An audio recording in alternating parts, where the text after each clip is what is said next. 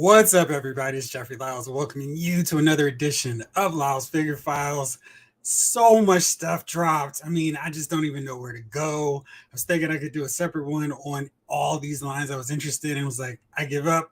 I'll just try to do a supersized edition right now. Then come back tomorrow, do Marvel Legends and Star Wars. And then on Saturday, do G.I. Joe Classified Series. But then we were getting all these teases from those lines too. So this is going to be a smorgasbord of a little bit of everything. I'm going to try to keep it in some order. So let me break it down how I'm going to go. I'm going to talk about WWE, Jada Toys, Masters of the Universe, Mezco, G.I. Joe, NECA Flash Gordon, Super7 and their incredible Thundercats Cats Lair, Pre-Vizsla from Star Wars Black Series, the Transformer reveals for today, the Silverhawks from Super 7, and finally gonna wrap it up with Marvel Legends and G.I. Joe. So a lot to get to.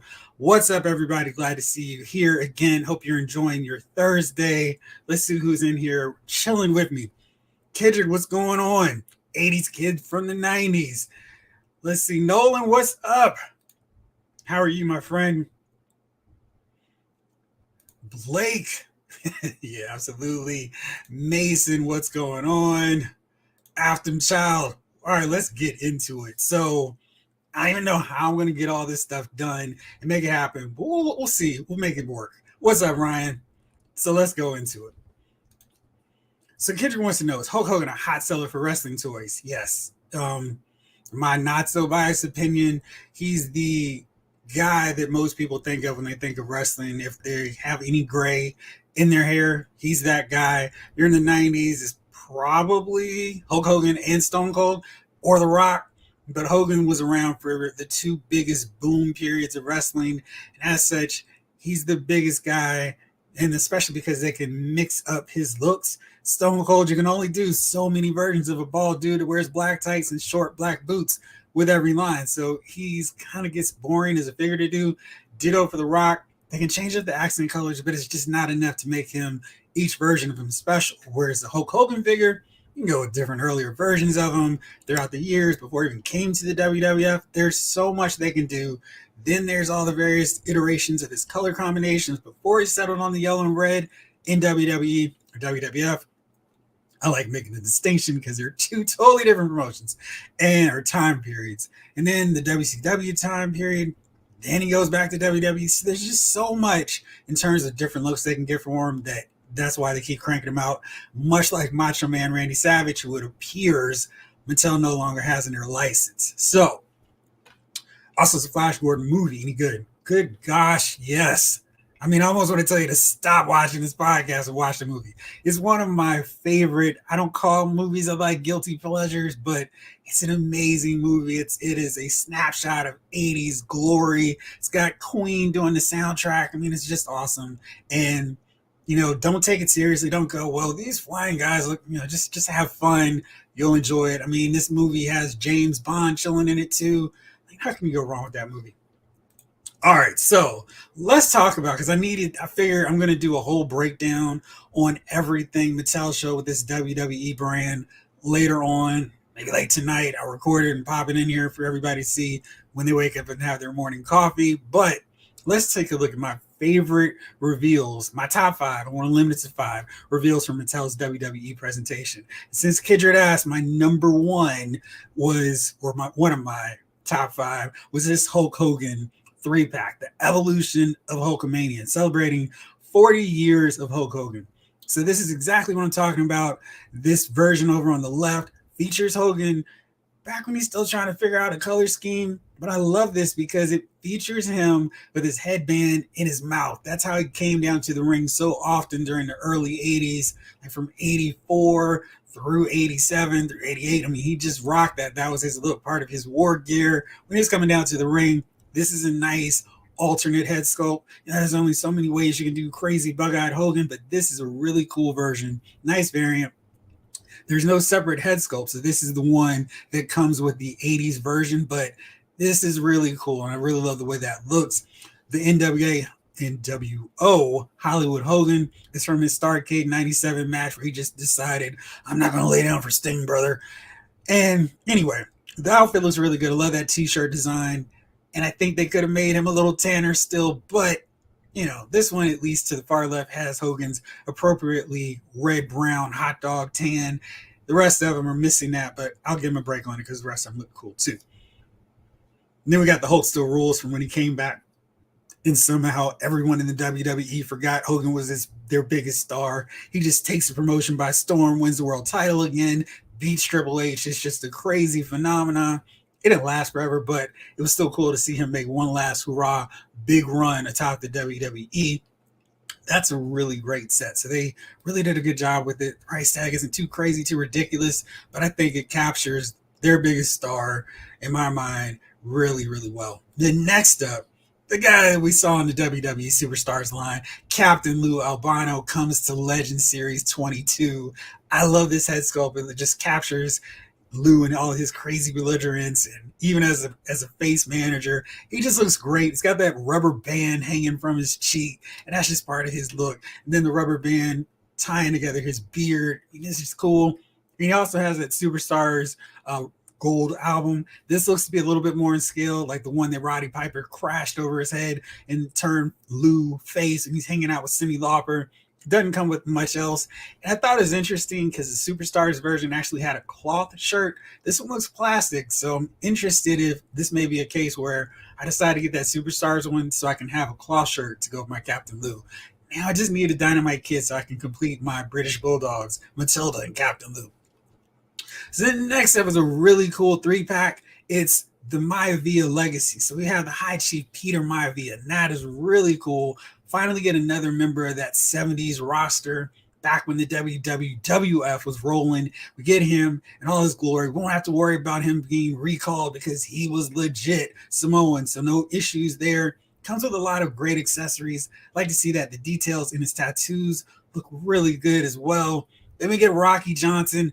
Hopefully this is the make good because the first one they released had such a dark tan. I was like, what are you guys doing? It was one of the few that I was just like, I'm not buying this figure because they botched this skin tone so badly. Hopefully the skin tone actually looks like it does in this prototype. There's no shenanigans again, and we get an actual good Rocky Johnson. And then finally, of course, The Rock, the great one. This is one of his casual looks. I'm going to assume that he's going to come with a cloth t-shirt as well, one of his $5,000 shirts, but he's got the chain, he's got his gun, his sunglasses, and it's a really cool street gear version of Rock. And you see he's got no socks, so he was ahead of his time in terms of rocking that trend. Then next up, another thing I thought was really cool, we're finally getting referees into this line. So we've got Mr. T, and we've got him with his 3-ring socks chilling, the referee shirt. Then we got another alternate version. I'm pretty sure that's what he looked like at Bash at the Beach 94 when he was refereeing Hogan versus Flair in the main event. So that's kind of cool to get 2 different versions. So we have alternate looks for referees.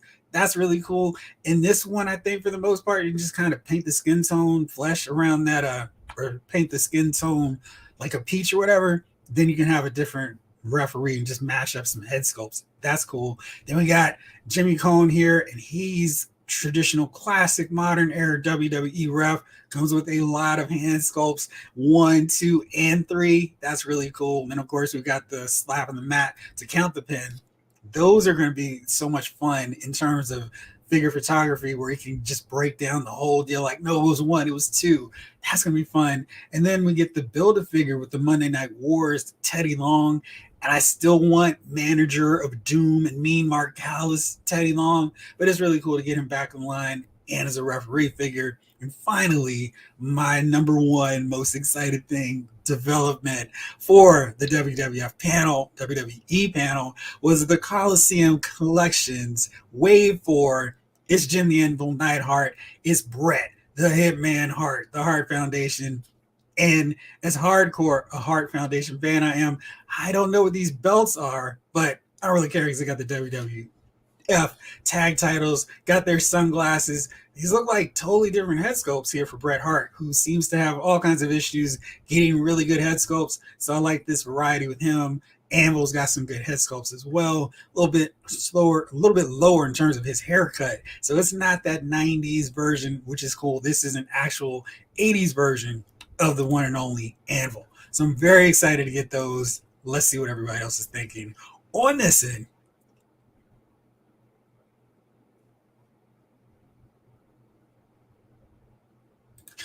Chamberlain, don't mind that noise. It's just my wallet. It'll calm down soon. Dude, the crazy thing is we still have all those Marvel Legends, Star Wars, and G.I. Joe Classified series. So my wallet is like, come on, dude. How much longer is this going to go? MP, if Mattel keeps this up, Elite's Ultimates might be all I collect from now on.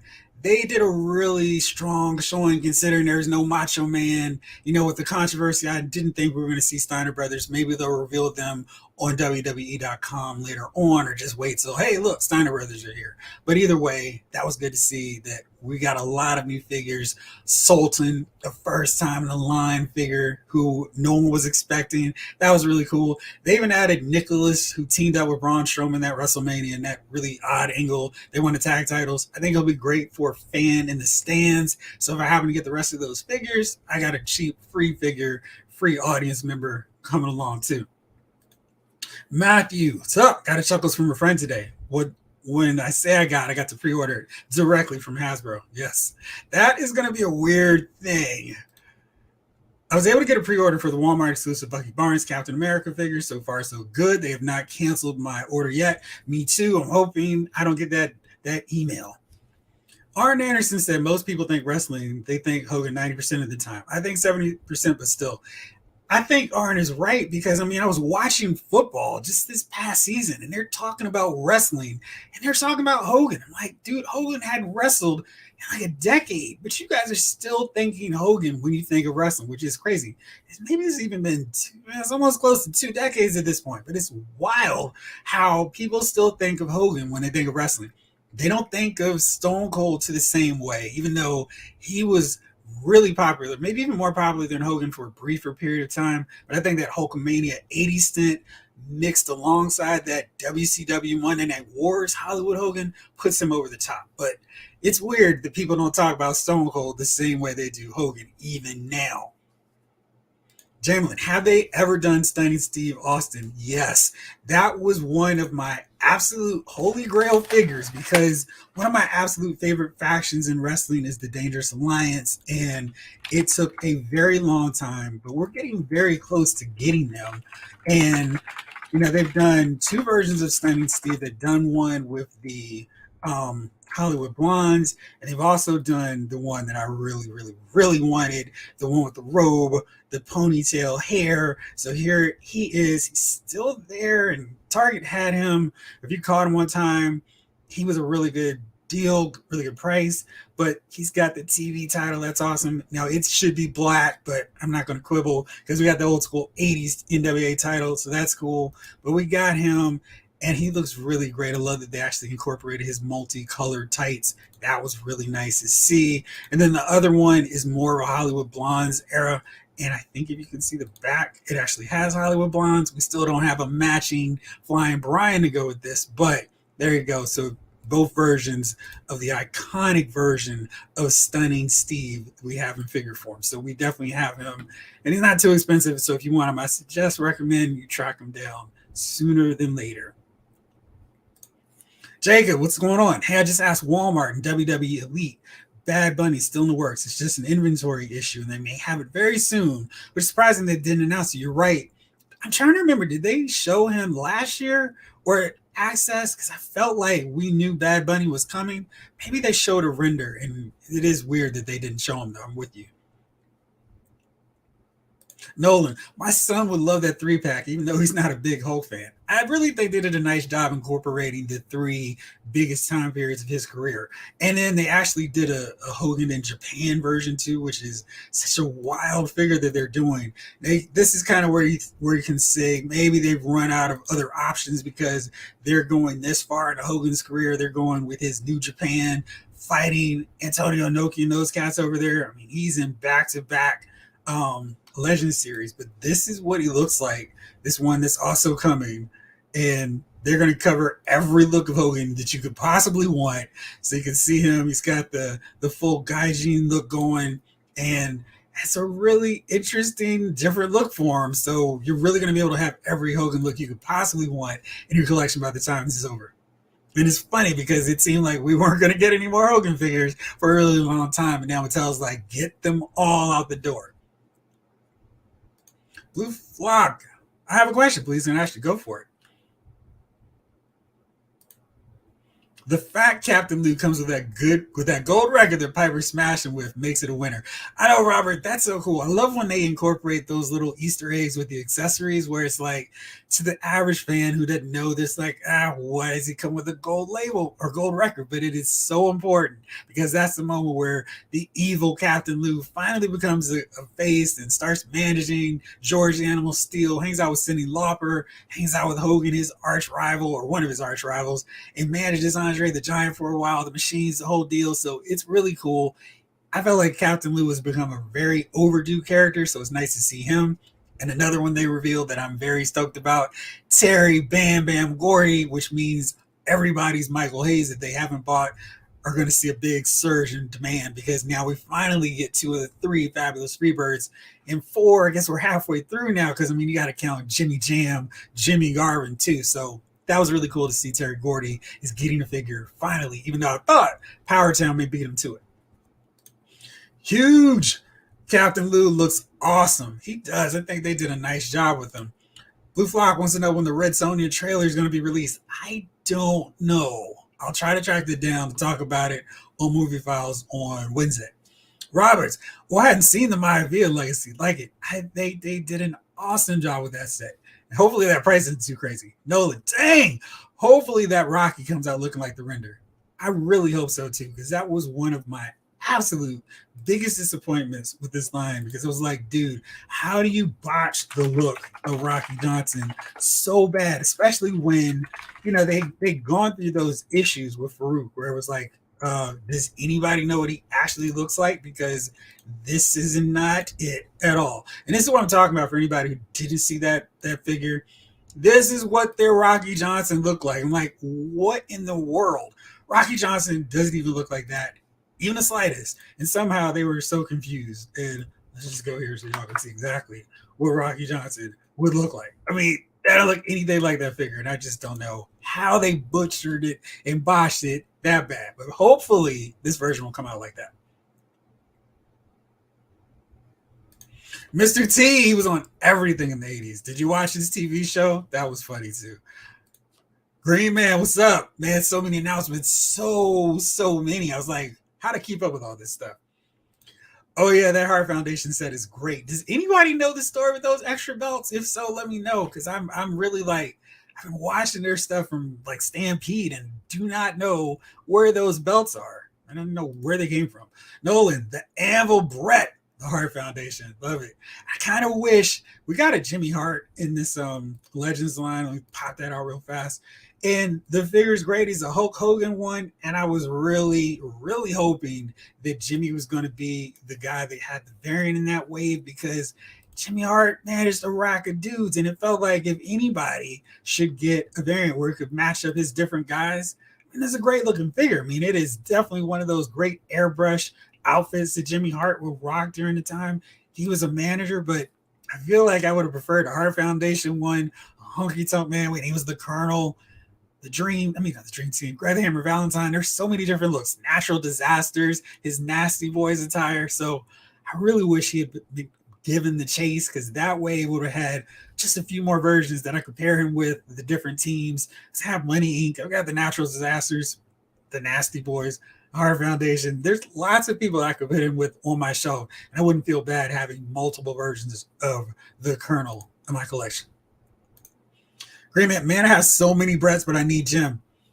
It is wild because I'm looking at my collection. I'm like, yeah, I got a lot of Bret Harts, but he and Sting are my favorites. So I really wish Sting would just sign a likeness deal with WWE, with Mattel, so we can still get figures, much like Billy Gunn, because we're still getting Billy Gunn figures, even though he's a prominent figure in AEW. And Jazzwares is releasing a figure of him later on. So I just wish, because there's so many more Sting figures, I think they would max out, especially since it looks like Macho Man isn't around anymore. Those don't seem like the right glasses for Bret. Let's see.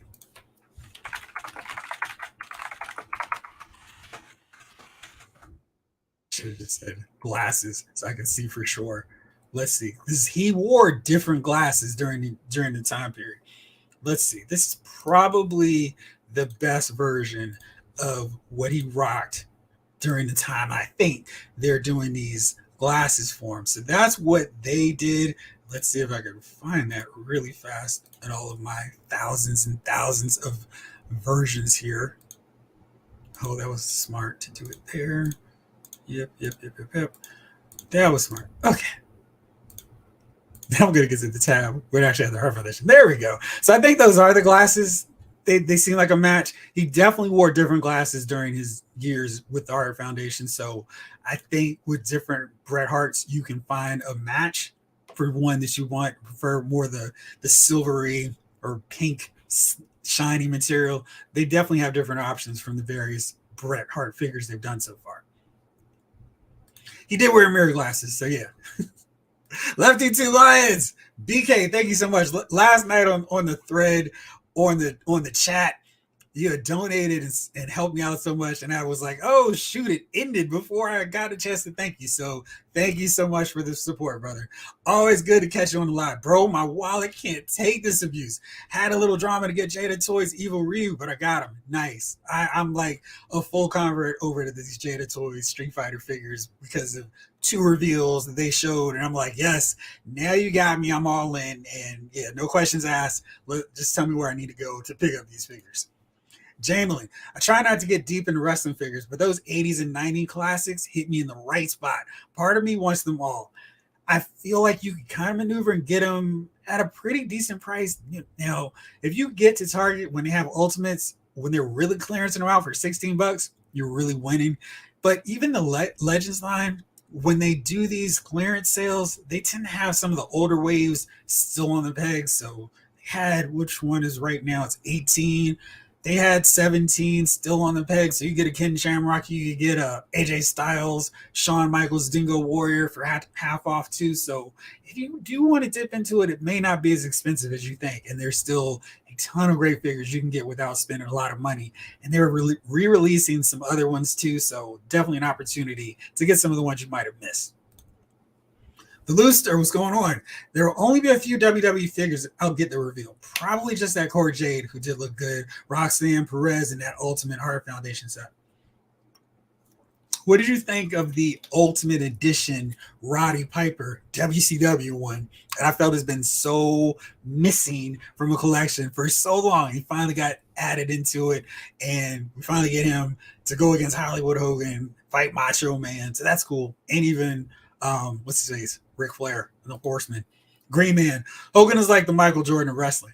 I mean, do you remember that promo back when he first started the NWO? He was like, I'm the Babe Ruth of wrestling. He was super, super obnoxious. And he just fed into all that ego that everybody online was saying he had. And was just like, this is perfect. Great meta moment because he was all about Hollywood. And yeah, but I definitely agree that he is right up there. I don't think you can go too far and go, hey, who are the big stars in wrestling without talking about Hogan.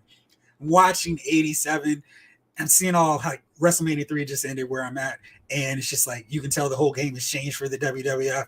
Meanwhile, the NWA is talking about the Crockett Cup. I'm like, fellas, Hogan just slammed Andre, picked up the 10,000-pound Andre the Giant. How are y'all competing with this? So anyway, we know how that worked out. Kenta Krustovsky, Krusty. Okay, Sultan and Kaki's Rock are going to be the top 5 figures of 2024.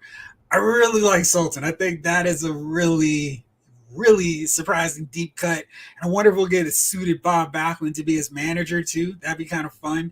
He's somebody they could throw into this basics line. They actually improved the articulation. Finally, they cut so much that they weren't even worth buying. But they've got some in suits, which could be really great additions to the crowd. Backdrop, there's a John Cena that looks so good. And even though he's just a basic figure, I'm like, I've got to get this one. Got to put him in my collection because this bad boy looks great. Let me show you what I'm talking about. They did a really good job with this design. And, you know, Cena t-shirt figures always sell, even if this one is not removable. But the design on that is so well done. Never give up. He's got that old school WrestleMania t-shirt going. And, you know, if he's got a little bit of articulation, he'll work just fine. But I'm definitely going to get it one way or the other. You be playing. Hey, Jeffrey, great to catch you live. Glad to see you here with us.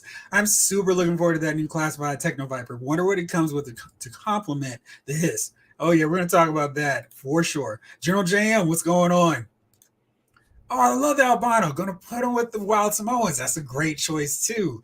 I forgot we have those. I probably should go back and get a couple more versions of Samu and Fatu because I feel like the wild Samoans they released are way too big. So maybe I'll use them to supplement and make them better, more scaled appropriately to how they actually were. Not super massive, like super heavyweights like they do on their original figures. But yeah, that's a really good call. The Looster. Do I plan on getting that Ultimate Kurt Angle? I'm going to need them to do a better job with those singlets because it is just hanging all over them. And I just don't love the way that turned out. And I'm sure it's one of those deals where they're going to fix it and make it look a little bit better. But right now, I'm probably going to get it and hopefully track down some of my better outfits for him because I just feel the one they did does not represent how he wore his singlets. I just feel like I was trying to track it down to see if I could find him. Here we go. Thank you. Hey, from the real Kurt Angle. Awesome. So you guys can see what this thing looks like too and see if, hey, does this work? I don't think it does. I really wish they had just tightened it up a lot better because it looks a little weak to me. But we got serious Kurt head sculpt. That looks great. The gold medal, the world title. But this singlet is just hanging too bad. And they got these bad leg sleeves one more time. And I just can't stand that they keep doing this. But I love that crying sculpt with the singlet off so we can see the details on, it's like, hey, so taking the singlet all the way off. That looks good. But man, this singlet look, whew, I feel like I could find better ones on some of the forums. They were saying this looks like a finishing move outfit, and I kind of agree. It's not a good tailored fit for them, and they really should have just gotten that right before they released them. Are you going to get them?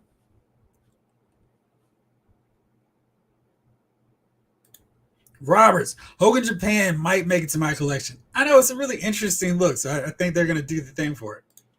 Green Man, where they're going to do proto heel but not heel Hogan when he's fighting the Dungeon of Doom.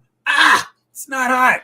Yeah, I would love to see that, but I need the Wizard because I forgot he managed Kamal and Sika before he turned him over to Mr. Fuji. So I'd love to see them too. Love to do that whole setup. The Looster. I can already tell that the Mario custom soybean made out of Captain Lou will be great. Absolutely. Damien, what's going on? We'd love to see a big boss man with swappable colored police shirts plus an updated Typhoon.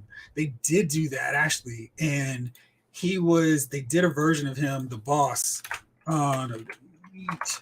It was a great looking figure, and that was one of those cases where I was like, I kind of want that figure, but he's a chase, and I'm just not able to find him whatsoever. And it's a Target exclusive, so sometimes it can get hard to find. This was before they realized, hey, we could stock up our wrestling figures and people will come to the stores for them. But this is what he looked like. This is him from his WCW The Boss phase when he was still trying to figure out, am I the Guardian Angel? Am I the Boss Man? Or whatever. So it's a cool variant. I wish I could track it down and find it without paying way too much. General JM, love that Maivia, but wish it wasn't in the 3-pack. I think that might have been the way they were able to get it done, and they really needed to do a redo Rocky Johnson. So I'm not going to be upset. And they packed it with one of the most electrifying superstars in WWE history. So I think it's a smart move, even though I'm like you, I wouldn't mind just getting the high chief by himself. Is there a Thunderlips Hogan figures with two ladies? They need to. I mean, I feel like we're getting really close to running through all the Hogan figures, and we got to have him. And I just watched Rocky 3. That scene was so fun and just so obnoxious. We got to do that. Let's see here. We see the next Marvel Legends wave. We're going to see them. Agent Helix and some Star Wars figures. We're going to see them as well. Bert, did you see the Hasbro Pulse store for San Diego Comic-Con? Not yet. What's up? Remind me all to fire my PR crew. Day one was crazy. Can't wait for Marvel Legends tomorrow. Excited for that His 3-pack. I want to talk about that because I feel like there's a lot of excitement about it. Lone Dragon, does that mean a snooker fig will have to come with bananas? I think they could have done a 2-pack with him and Roddy Piper in that Coliseum collection set. And I think that would have been really cool to do that and have that whole big moment because, man, kind of upset about that. The Executioner is a must-have. I like how it's a 2-in-1, a Freebird look and Executioner attire.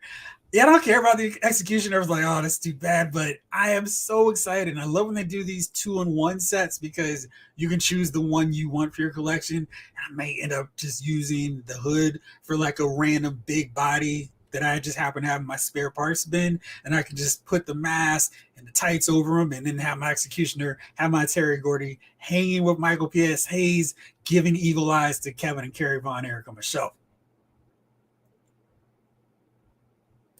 What up, Epic LVL Purple? How liking this SDCC reveal so far? Man, I'm loving them as much as my wallet is hating them. What are you thinking so far? Roberts, I vote Jeff to run Mattel after running down all the Jimmy Hart variants. Their guys are doing some great work. I just feel like sometimes they get hamstrung by who they can sign and all that good stuff.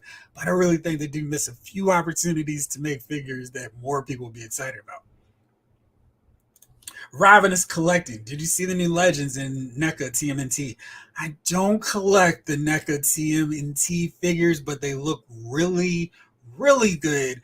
I'm actually glad that I wasn't a diehard hardcore watcher of this cartoon series, because I would have been all over these figures. They look so good, and they've gone so deep into the characters. I'm like, well, maybe I could watch the show and then get all these figures, but I feel like that's a rabbit hole I don't need to go down. But they look really good. General JM says, my wallet hurts. I want half the figures revealed today. Yes. Legends reveals are tomorrow, along with Star Wars, so it's going to be a very expensive day. The Star Wars HasLab gets revealed tomorrow. Yes. Jamelin, yeah, I picked up Mr. T and Hogan both on clearance. Did you get them for that $10? I feel like that was the lowest they went down. I was like, that's a great price for both of those figures. Jay Woods, I'm lost for words. It looks like a dream came true. Marvel Select announced at San Diego Comic-Con a new Crimson Dynamo and Annihilus action figures. Well, darn it. Let's see if I can find it real fast, because I would be very much excited about that as well. I'm curious what kind of size. Oh, boy. Well, turns out I got to break some breaking news here.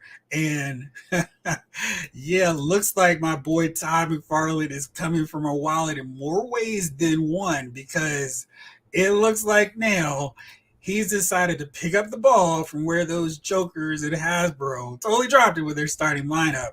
And he's back with his sports picks. And hey, wow, it's baseball season. So he's got baseball figures in stores right now. And got a Gronkowski figure.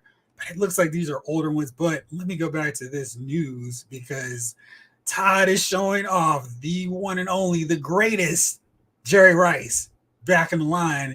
That's exciting. And Sports Pick will feature the return of NFL figures. So for everyone who was waiting, holding out hope that Hasbro's starting lineup was going to go make good on their promise to do NFL figures, that's not the case.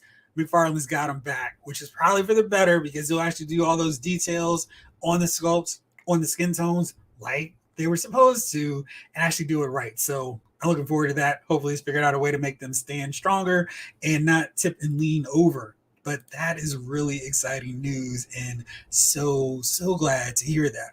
But that wasn't what I was looking for. So let me see if I can track down what Jay was talking about with the Crimson Dynamo, because that would be really great news to see them working on him. But so far, no news on that end, on my end. So I'll keep looking. Bert, I don't know about that Cena shirt, though. NWO for life. This is a G.I. Joe John Cena shirt. I wish I could show you the back. It's got all of his different aliases. But yeah, I'm down with NWO as well. And they've got so really cool Monday Night Wars version of Hogan, Hall, and Nash. Can't wait. Damien, wow, that's news to me. Annihilus. That is cool. I want that Elite LA Knight. Yeah. Did anybody see him when he was in TNA? Because I knew when he was hanging out with Drew McIntyre, that guy's going to be a star, because he was talking better than Drew McIntyre when he was doing his whole career revitalization in TNA. So when he came over, I wasn't shocked that he became a big star, and it felt like it's just taking him too long. But finally, they've come around and given him the push he needed to. Nolan, definitely had to get that Cena for my boy and one for myself. Yeah, it is a great looking figure. How late am I? I mean, I don't know if time matters at this point. I started early because there was going to be so much to talk about. So we're going to be talking for a minute. Apparently so. I need to catch up on that as well. Roberts on Hogan, I think it's because he lasted so long. He was a classic hero and the unbeatable heel and back again all over the course of a few decades. Stone Cold was great before a shorter time. Yeah, I know it's weird because it was like I was thinking how long he was atop the WWF, and I tried to add on some time. So it was like, all right, 97, he was still fighting to get to the top of the card. So let's say 97, 98, 99. Then he kind of missed a year in 2000 because he was out. And then 2001 and then 2002, he was kind of here and there. And then I think he was done come 2003. So it was so short where Hogan had that run for his entire first run of the WWF. He was 84. He was a showcase centerpiece. Macho Man and Ultimate Warrior were the champs. It didn't even matter because he was still the biggest star. Then when he left in 92, it was like, okay, you coming back? I'm coming back in 93 for WrestleMania. JT the Grind. What's going on, man?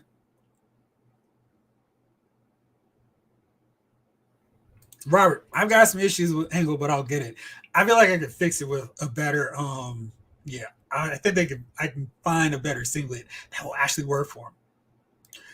Green Man, I wonder how that Kurt Hennig rubber singlet is going to fare. Probably not well. And I think it's going to restrict way too much articulation to be useful for a guy who was so athletic. So I don't know what they're doing compared to the Kurt Angle soft goods.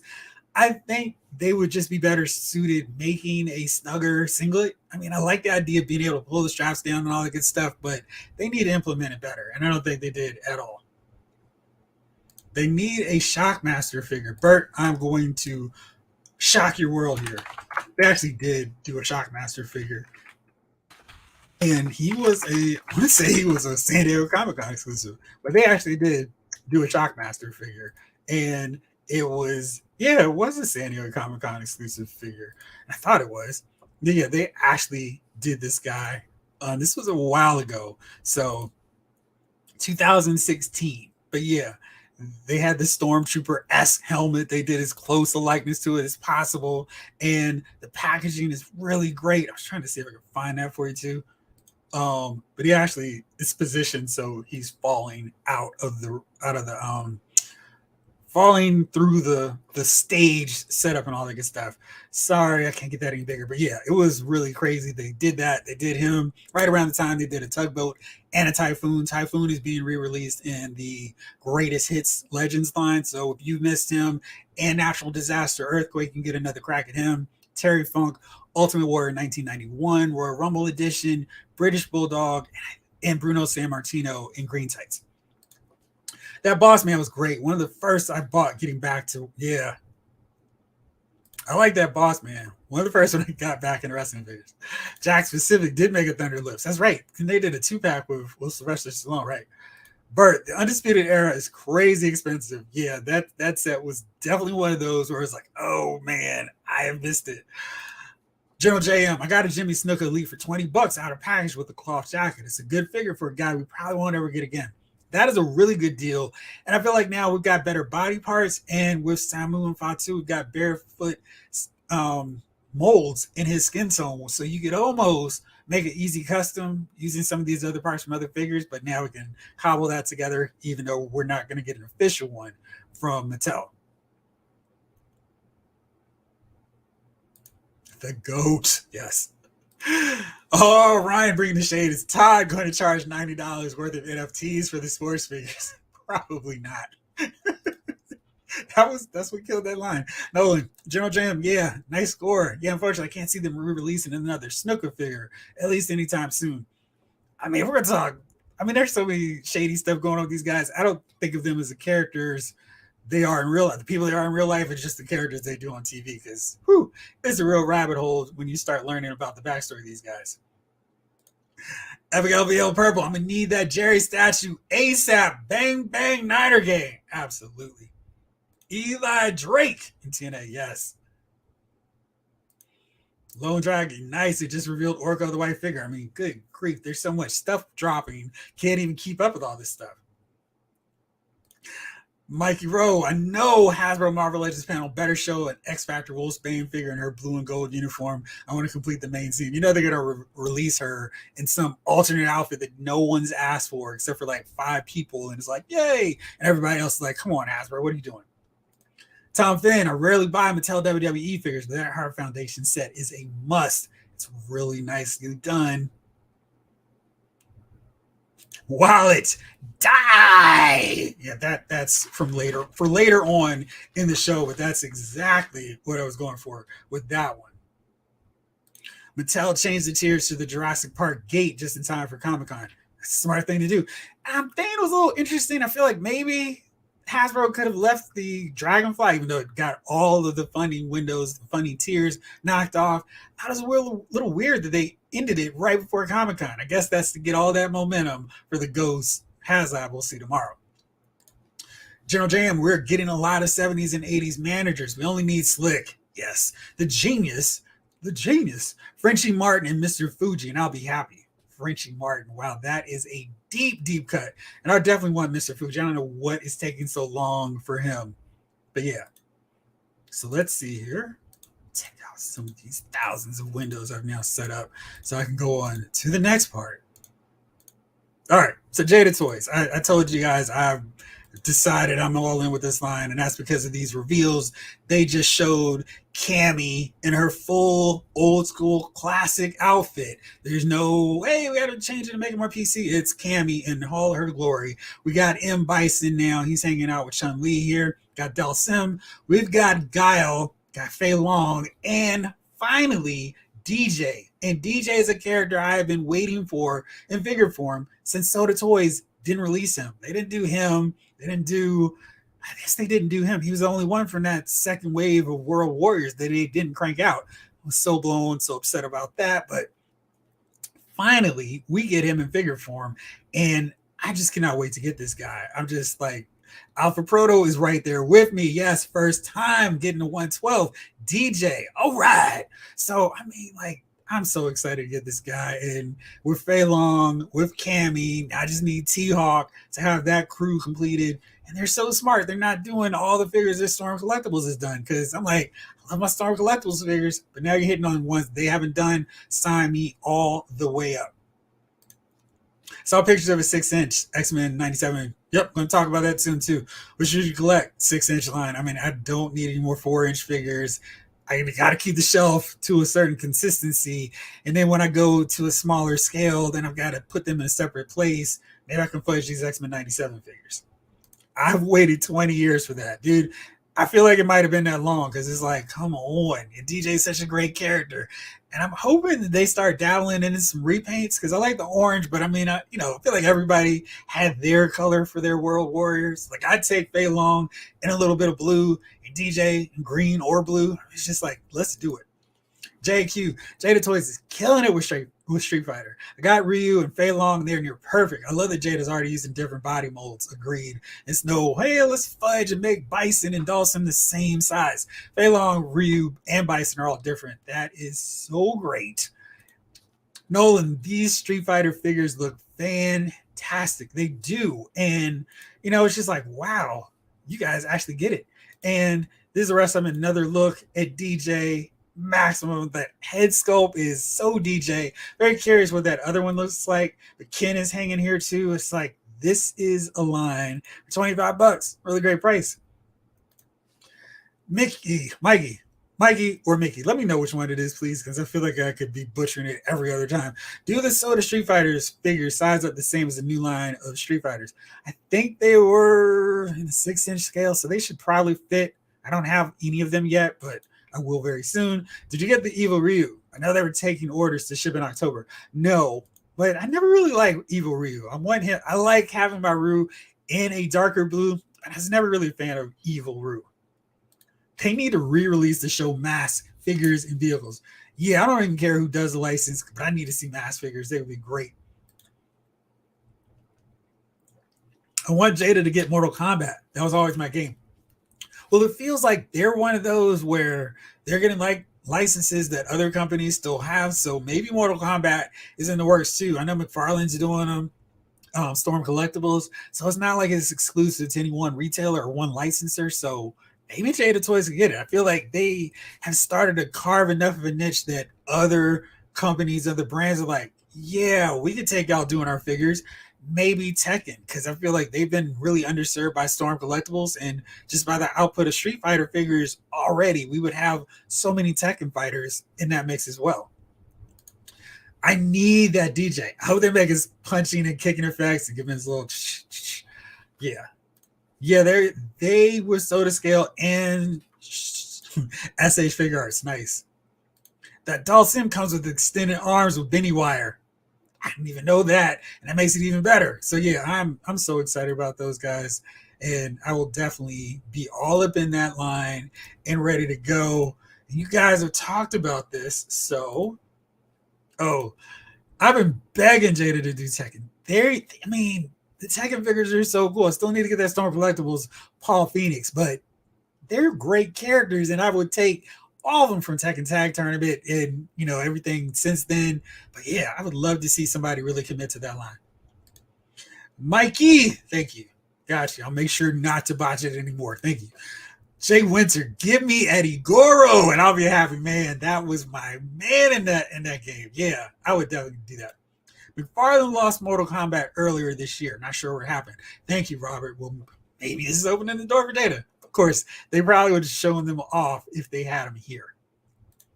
Afterchild, I would really like to see Jada do Mortal Kombat. Yeah, so we could add them. Tekken.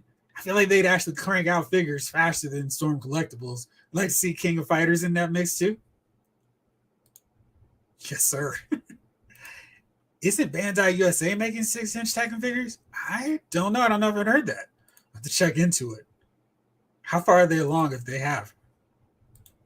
So I mentioned this earlier. I did not expect to get into these new Masters of the Universe, Revelations figures. I'm like, I'm perfectly fine with my Masters of the Universe Classics figures. They're amazing. They're great. What do I need them for? Now they're going even harder, doing these new Eternia figures. Tons of detail, so much great sculpting. You can see here, we've got Man at Arms, and he's got the mustache. He's got a different looking head sculpt, the mustacheless version, actual different hands, fists, and another mace. And you see they've started to adapt this less plastic. I want to say windowless. Excuse me. But I saw this with the WWE line as well. They're starting to trim down that packaging, so we're seeing more of the box and less of the figure. Much better than what Hasbro is doing, though, so we can actually still see the figure. We see if there's some paint issues, if parts have been swapped out, so that's good. I'm not hating this too much. I really love the artwork. See him leading the Eternia Palace Guards. That's really cool. So really nice to see that. But there's so many other cool figures on this. Snout Spout looks really well done. Got a little water attachment too. And Triclops looks great. I always thought he was one of the better Skeletor henchmen. And this figure looks really, really great. And then Mecha Neck gets added to the party as well. You can see he's got a bendable neck piece, like that shield that he's rocking too. So we're going to see a bunch more of these, and I'm probably going to be super invested in this new Masters of the Universe line, even though I've got a complete classics collection. Nolan, have I seen the Thunder Toys 112 Hellranger? Looks so good. I haven't. I need something else I need to track down. Like, Jeffrey, have you decided on your next G.I. Joe Classified figure? I think so. I think I'm going to lead toward Rock and Roll simply because original 13, 14 was Shooter. And I think I can add another figure when Shooter comes out, so I'll have more of them. And I kind of like that idea. I think there's something unique about them because it was just a crew of Joes who were G.I. Joe for so long. And they were like a tight unit in my head. Whereas every other new addition to the team kind of came in batches. I felt like these guys were a crew, so Rock and Roll. And then I'll probably get Shipwreck, then Torpedo, then Bazooka, then Copperhead, and Scrap Iron. I don't know. Ask me tomorrow, maybe. Might totally have changed up my mind. Matthew says, Bandai USA Tekken figures are terrible. All I need to hear. Thank you. I will not be messing with them. The Sideshow collectible Scorpion Mortal Kombat figure looks amazing. I'm sure they could not mess around with those at all. By the power of Grayskull, I have the power. Nolan Massverse is really starting to hit their stride with these new waves. I know, and I'm like, oh no, I wasn't collecting this line. And then they showed the Origins versions with the cartoon look. I'm like, guys, I've already got one set of these figures. They're so great. I don't need to replace them. And it's like, I'm just going to have 2 or 3 different Masters of the Universe lines in my display. Randall says WWE is killing it. Wish they would do classic Hasbro Superstars Dusty Rhodes and Dusty Flair 2-pack. That'd be fun. Motu 7-inch looks good, but I pick what I want. And well, I mean, if you catch them at Target at the right price at the right time, you can get it for clearance. I mean, I think the last 2 waves have been $10.99. Like I missed the Roboto wave, but I got Sorceress Man E-Faces and Pighead. And who's the last one in that wave? I got Too Bad for $16.49. So the prices aren't too bad if you get them in the right place. Shadow Weaver, that was the last one. So yeah, getting them from cheap was really good, and I'm very happy with that. You be playing. Glad they're keeping up with the movie figs. Yes, indeed. That Evelyn looks really good. Triclops does look awesome. I mean, whoo, so good. That Evelyn is pretty sweet right here. Yes. The Bandai Tekken figures are called Tekken 7 Game Dimensions. Just Heihachi and Kazuya. See, I mean, I got really good versions of them from Storm Collectibles.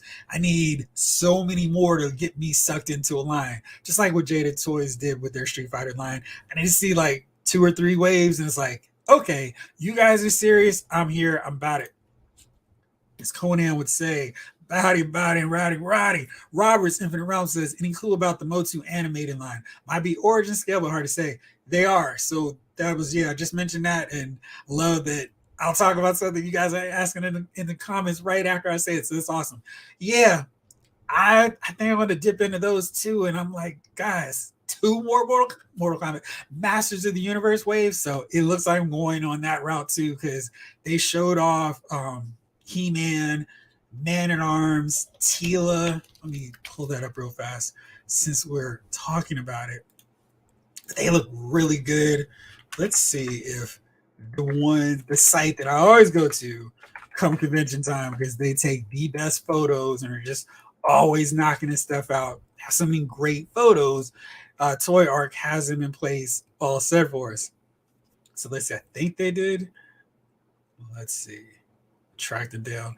Oh, also, Syndicate Collectibles is doing Double Dragon figures. I need to mention just because it's like, whoa, where did they come from?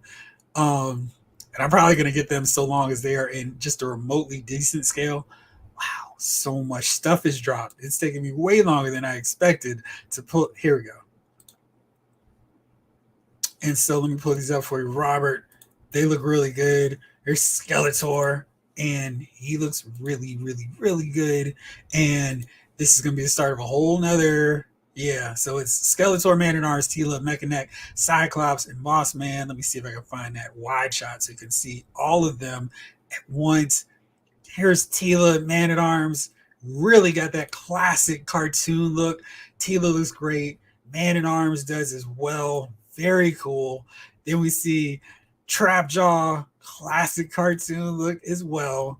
I think these are Snake Men that aren't based on the cartoon, but are just coming to the line as well. You can see He-Man, and Skeletor. So very cool looking line. Can't wait to see what these guys are going to go for, because I may be grabbing them too.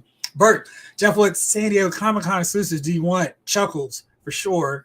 Muhammad Ali 2-pack tomorrow. Hopefully I'll remember to wake up Crackadon so I can get them. But yeah, I think those are the Comic-Con exclusives I want. What do you want? Just put a pre-order down for Cat's Lairs. Really pulling on my 80s inner child heartstrings. Man, still have the Snake Mountain Castle Grayskull. This is a must. Mikey, please show me how you have this stuff displayed, because I'm like, my room needs a drastic overhaul for just the small stuff I have without any play sets, without any vehicles. I mean, I have like the G.I. Joe, and the Snow Speeder from the Black Series line, but I don't have a lot of vehicles in there. And I'm just like, how to do it? Because that cast layer is really like, hey, dude, you get the most awesome playset ever. I'm like, well, I couldn't I? It looks really good. So I'm not mad at you at all. 80s kid from the 90s, I need the new Eternia Beastman. That was the one that's in Target now, right? If so, he's a really nice looking figure. Gargoyle's line has been a hit for me since I'm rewatching the show. That guy has a fire line with these figures. Xanatos looks amazing. They do look good. My cousin and brother are like, you should watch Gargoyles. I still haven't, but these figures look so good. I'm kind of like, I think I might want them just how amazing they look. Bert, did I see the new Transformers images? Yep, they're here. Well, I'm going to talk about them for sure because I'm very excited about at least 3 of them. So I'll be talking about them for sure. Stay tuned. I will get to them. That was my first Massiverse figure. Beastman is my favorite minion. I feel like he's everyone's favorite minion, right, Nolan? Because everybody else try to go for themselves, but Beastman is loyal and he just does what he's supposed to do. Randall, Mega J is going nuts over Gwildor for them to Motu movie figures. I am sure we're going to talk about all these reveals on Saturday, so remind me to ask Mega J about that. Henry G, how's everything going? Great. Massiverse is one of those lines I'm all in on. I missed out on Classics. Yeah, Classics was an awesome, awesome line, even though you had to contend with the Mattel widescreen of death, but they were really good figures. Massiverse, I think if you missed out on them, it's such a great line that you're not going to feel like, oh man, but I didn't get them. Now we got these origins going with the cartoon look. I think you're covered because Massiverse is really looking good. Definitely going to have to get that Gwildor. It's going to remind me of all the excitement and hype I had for that movie. And then like, what is this? Where is Orko? I know we would have seen him in the trailer, but whew, boy, that movie dashed all my hopes. Looking forward to Movie Man and Arms and Tila. Oh yeah, that's true. I forgot that we had He-Man and that really great Skeletor. Yeah, I was liking that animated line. I'm debating it very much. Yeah, I think they're going to get me on that one too. Matthew, just saw Gwildor. Evelyn, the movie figure, looks cool. Evelyn is still a prototype. Okay. Let's see if I can find that because they didn't have it over at Toy Art. Let's see where I can find Gwildor. Oh, man, now they're adding more to the line. Oh, there it goes. So everyone can see what he looks like. And not just, you fortunate if you have seen him. Gwildor does look really nice. Really good job on that sculpt. And Orko also looks cool. White Knight version. I love this little detail here with this base part. That's great. I don't remember the deal with Skeletor. This is from the show coming up this year. I'm not so sure if I like, Tila's look, but I've got a good Tila, so I don't really worry about that. This Battle Armor He-Man does look cool too. So yeah, some great stuff coming up. Yes, you're right, Alpha Proto. Syndicate Collectibles is founded by the guy who made Soda Toys, and Soda Toys was so good. I just wish they were able to get a few more of those figures that I really wanted out because they did really, really amazing work. And since we're here on talking about them, let's look at some of these really cool figures they've done or revealed to us this week. Bloodsport, I mean, wow. That looks great. Looks like they have really good articulation. Looks like we could do the Van Damme split with the way that's set up. That's awesome. And these look really good. And let me go here. Now they got True Romance. But here's what I was just like, oh man, you guys are doing Billy and Jimmy? Bring it on. So I'm going to get these two because, yeah, they look like they've got all the great articulation I need. Since Storm Collectibles is never getting to them, it'll be really cool to have them represented in my collection because I feel like a lot of you all, I killed so many quarters playing Double Dragon. Wow, yeah, I got the cartoon Motu figures from Super 7, and now I got to get these cartoon origins. Yeah, I feel like I'll be happy about those. Blake, did you like those Super 7 Motu cartoon figures? The Silverhawks kind of scared me off when going really all into Super 7 figures, but the Thundercats, I kind of want them, even though I've heard some bad horror stories. But let me know what you thought about those Motu figures. Double Dragon, I spent about 1/3 of 1988 in front of that game. Yes. Oh, yeah. Wow. Good for you. Do you have the Thunder Tank too? The Thunder Tank looks really good. I mean, I feel like that is a line they're pouring all their heart and soul into, like really trying to make the ultimate Thundercats collection. And how the Thunder Tank, I mean, I was watching the video and was like, yeah, you can put the Thunder Tank here. It's like, well, geez, this really is the ultimate playset, isn't it? J Figures and such, Ali is a must tomorrow, and I'll take a shot on Chuckles. I don't think we can get any of these exclusives until they put them up on the site. I think right now it's just for everyone who's in attendance who can scan that QR code and then order the figure. So it's a waiting game on some of these exclusives like that. Deadpool and Bob 2-pack. I know Afterchild asked about. So if you're in San Diego, you can go scan it at the Hasbro booth. But for the rest of us, we're just going to have to wait. Hopefully not wait too long.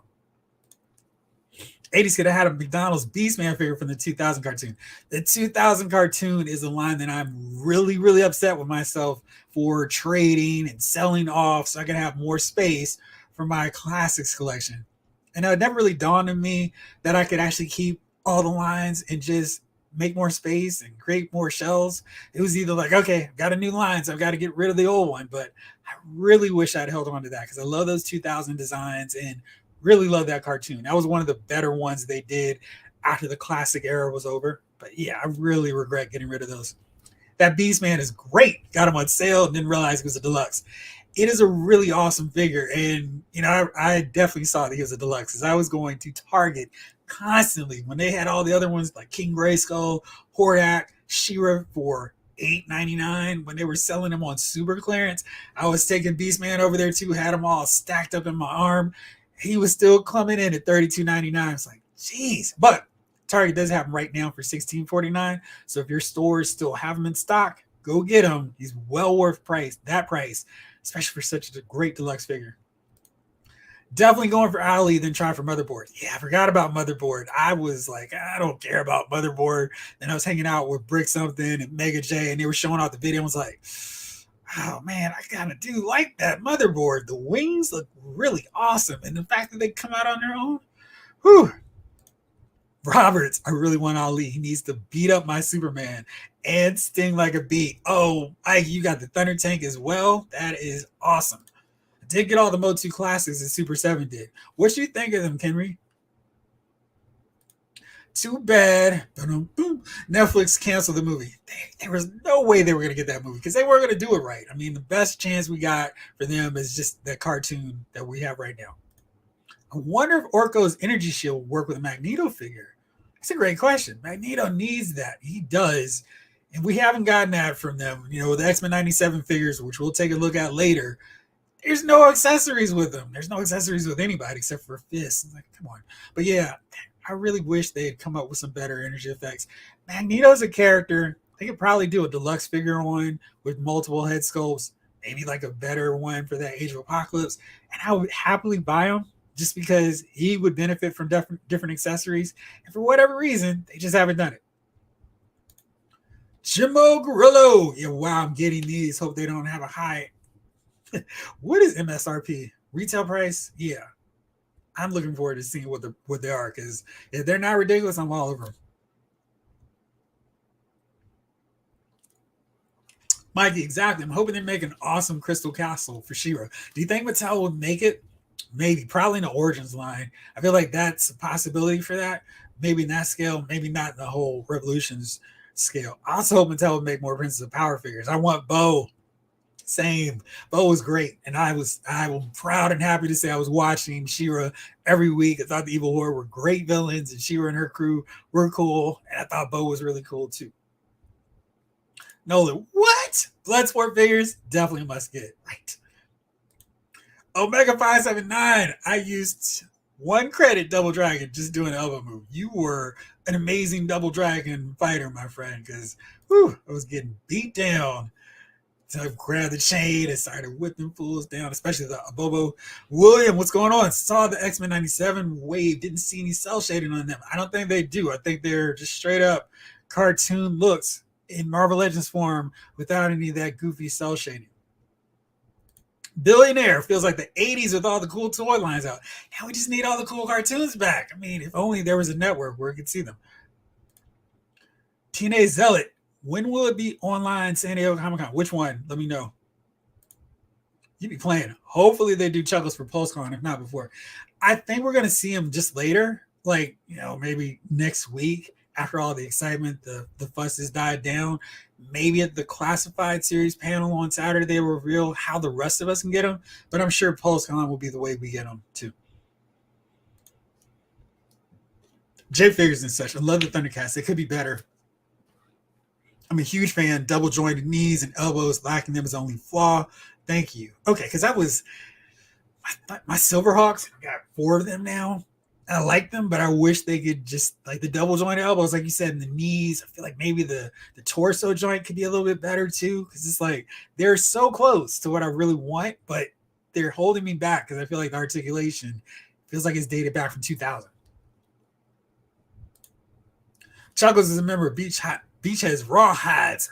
Hope we get a big lob and Jinx next. I mean, I'm hoping we get Law and Order too. That good enough, that better for you, sweetheart? Cut the macho, Tunnel Rat. Does anyone remember the Silverhawk show? Yes. Hear them roar. I saw the Thundercat playset and it looks really cool. I would like to get that. Yeah, I absolutely would too. Jay Wood says, hey gang, let's not forget to hit the like. Thank you.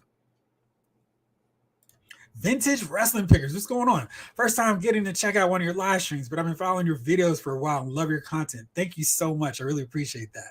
Love the WWE reveals, but hope for more legends today. Yeah, it was an interesting set of reveals because I felt like we were going to get a few more, but definitely excited about Terry Gordy, Captain Lou. We didn't have to wait too long after the superstars revealed.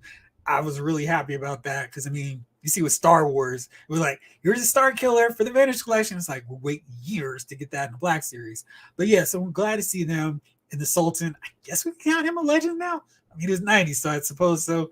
But I guess we could make a difference to get that version of Fatu. There are a few others that I really was hoping to see, like the Midnight Express. And I know that's probably still a pipe dream. Maybe Power Town will get it. But yeah, them, Rock and Roll Express would have been really cool to see.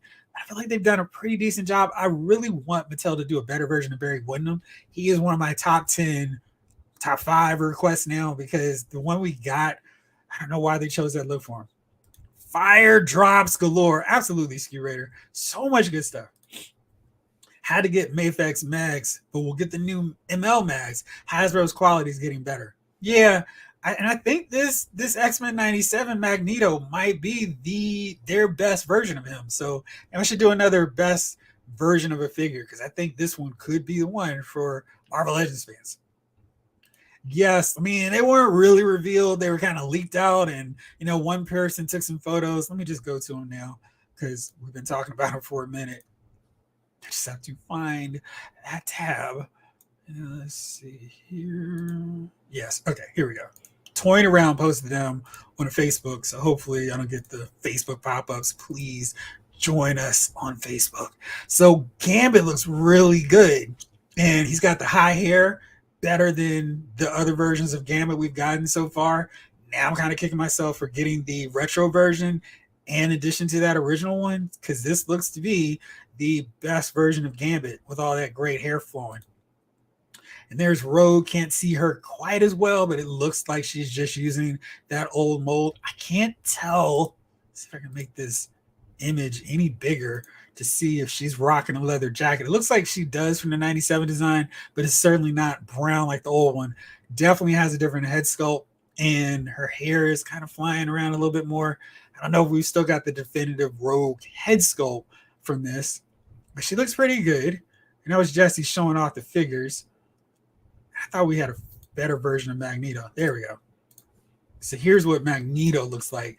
Like I said, I think he looks really good. I think they're using a Vulcan mold for him. And you can see he looks a little bit buffer, more defined.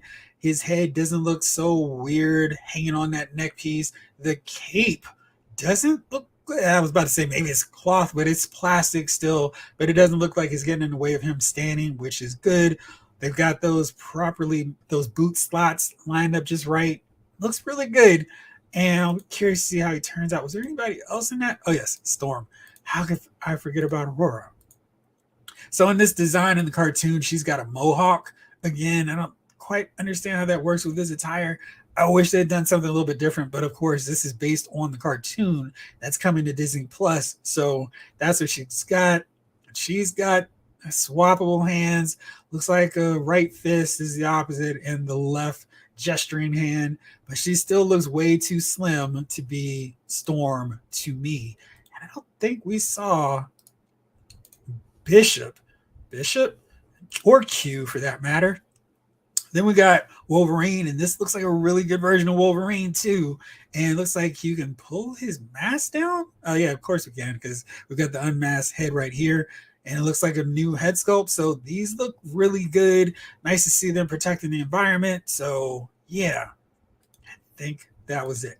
Yeah, so that's the X-Men 97 reveals, releases there. And Blake, I think you will be able to, because I mean they've done him in kind of funny fashion where it's like you get this modern version, but you have to get the 3-pack with Scarlet Witch and Quicksilver to get him. I think this should work just fine if you need or want a proper Magneto. Comic Nerds on Roku has a lot of our favorite superhero cartoons, live action shows, and Saturday morning cartoons free to.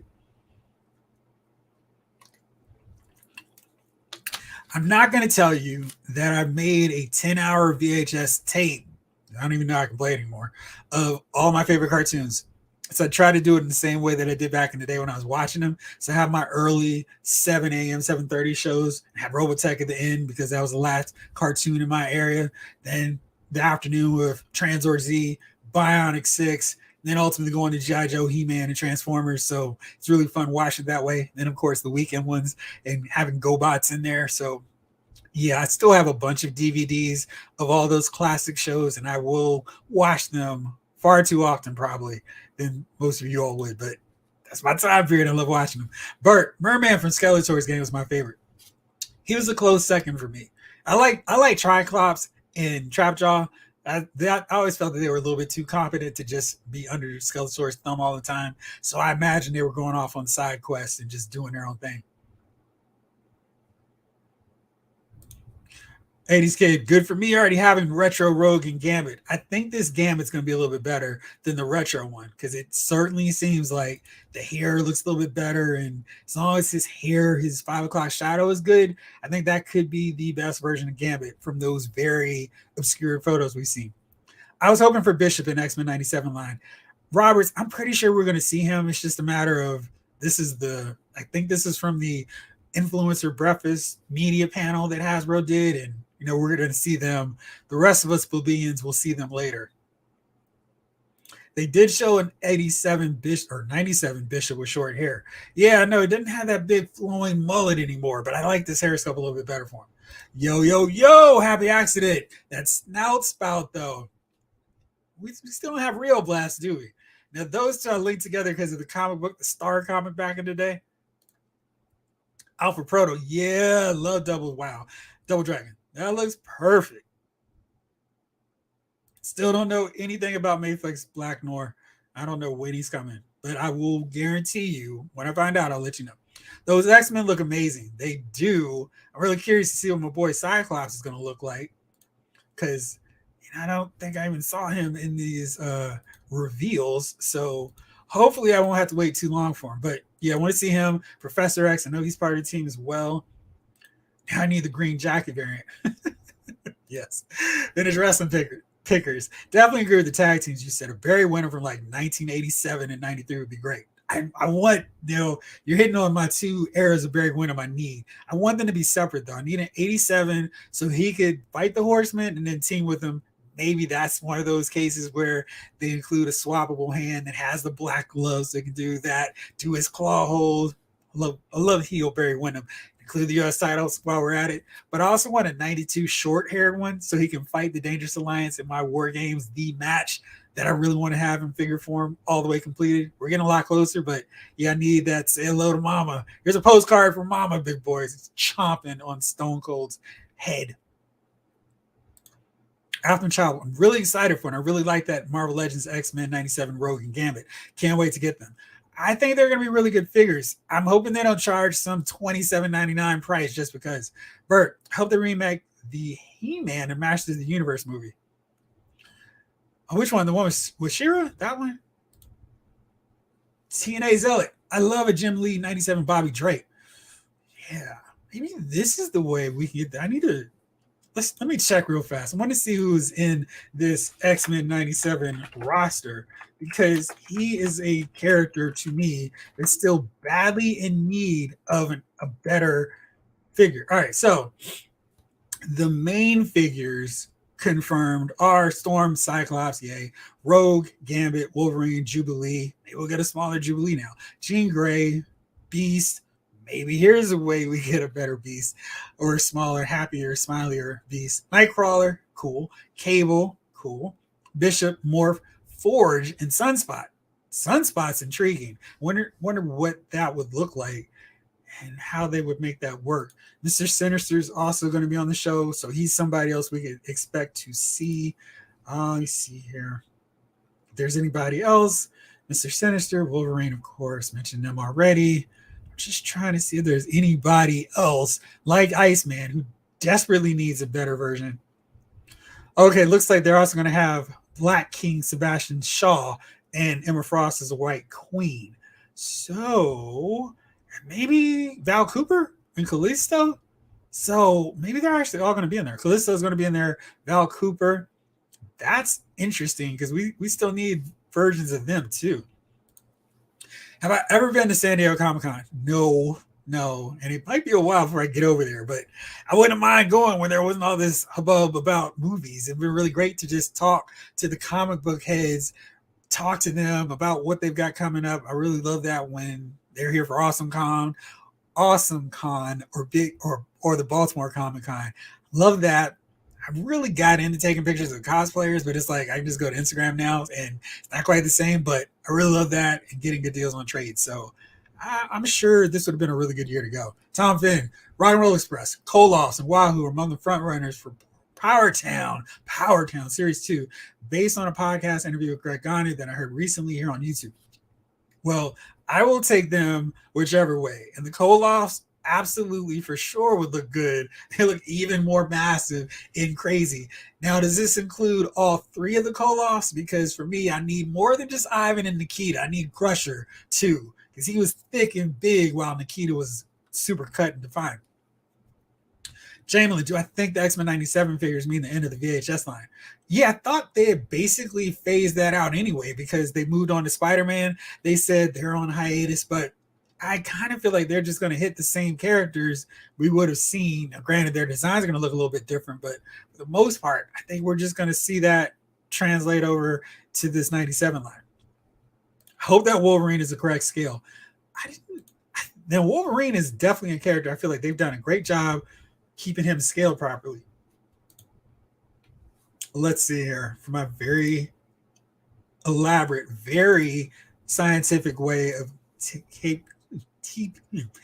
keeping scale. Let's try words again. It looks like he's properly scaled, but let's try to do this thing here. So he's down to the bubble, and there's about a head difference here. So let's see what, say, Gambit looks like on that too. Of course, now I've changed over to a whole other thing. Let's see if I can pull that Facebook page back up. So Gambit is all the way in this bubble. So that would seem to indicate that Wolverine is properly scaled, since Gambit is really taking up that whole space in there where Wolverine had a lot of space. Looks like Rogue and him might be the same size, if I'm going by that. And Magneto is also taller to the top of that bubble. Storm looks like she is. Like I said, Wolverine looks like he has a lot of space, so I'm not going to be too worried about that. They do tend to be pretty good about Wolverine scale now, so he's not Hugh Jackman looking down at the rest of them, which is very good. We need Beast and Jubilee. Well, they're part of the lineup, and with X-Men, that's a license to print money, so I'm sure we're going to see Wave 2, probably 3 as we go. Mikey, I don't understand what they did to my man Morph from X-Men 97. He has an Age of Apocalypse, AOA Age of Apocalypse head. Why? Because I think that's where comic book fans like Morph, and regular random dude is kind of boring, and this way they can change his head and face a lot easier. I'm not too upset with it. There is a short-haired Bishop. I love the X-Men reveals, but I hope they continue with the VHS style box figures with cell shaded style. That was a tongue twister. Bishop, hey, what's going around, man? Yes, Aliens classic, great movie. I'm definitely getting VHS Cyclops. I waited so long, and Cyclops is my favorite X-Men, and I waited until they did another poll sale before I got him. Thankfully, I did. It's 35% off with that sale because $27.99 for these VHS figures just aren't worth it to me.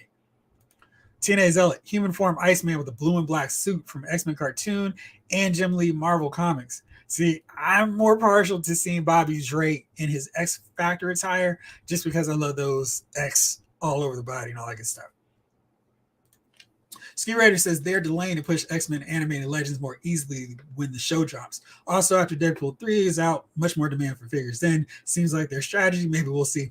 Well, I mean, we're not going to get a lot of new movies at this rate with Hollywood going, sorry, you guys can't make any money. Meanwhile, I get myself a $25 million raise. So they may be cranking out stuff based on old properties for a while. Savage Land, what do you think about Detroit Steel from Marvel Legends?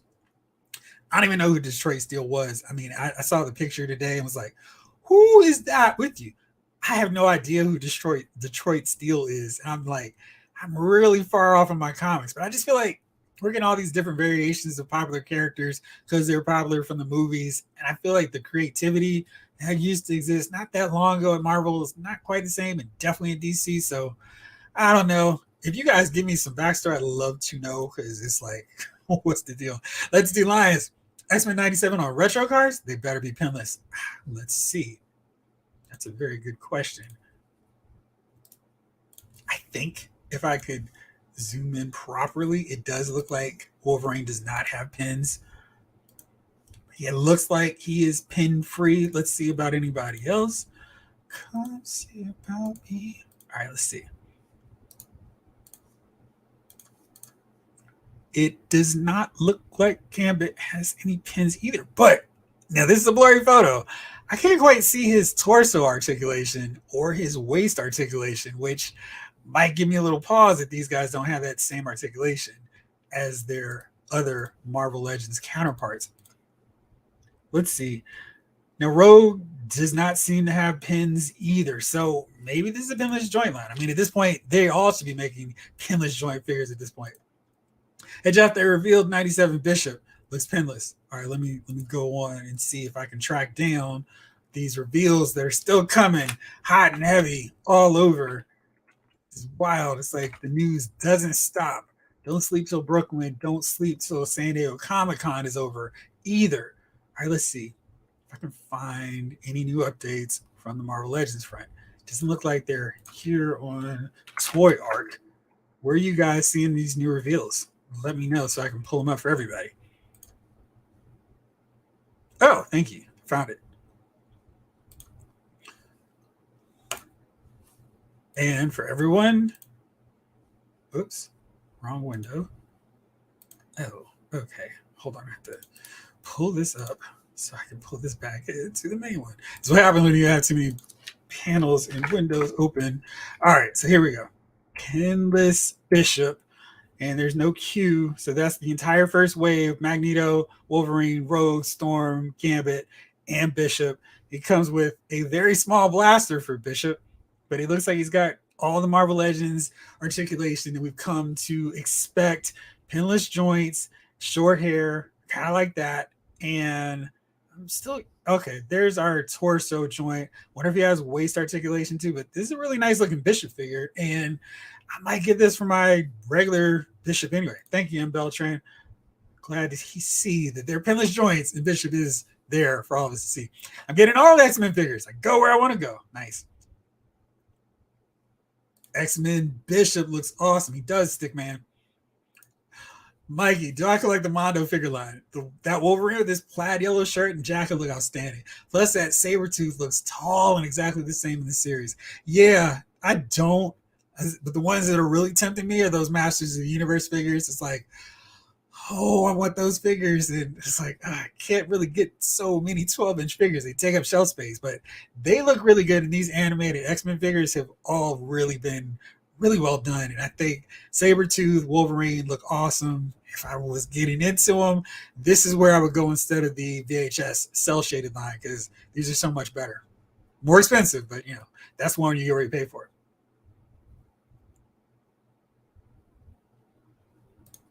Blake, I really need my Ultimate Rogue from the 80s when she first joined the team. The short hair and green costume with the hood. They have never done a good Iceman. Yeah, I mean, I need short hair Rogue so I can have another member of the classic Secret Wars lineup. I mean, it's like, what are we doing? So I'm really glad that we got Captain Marvel and got Doctor Doom from Secret Wars too, but I need Rogue to complete the X-Men team. And maybe they do a 2-pack with her and Professor X in his yellow, orange leotard outfit.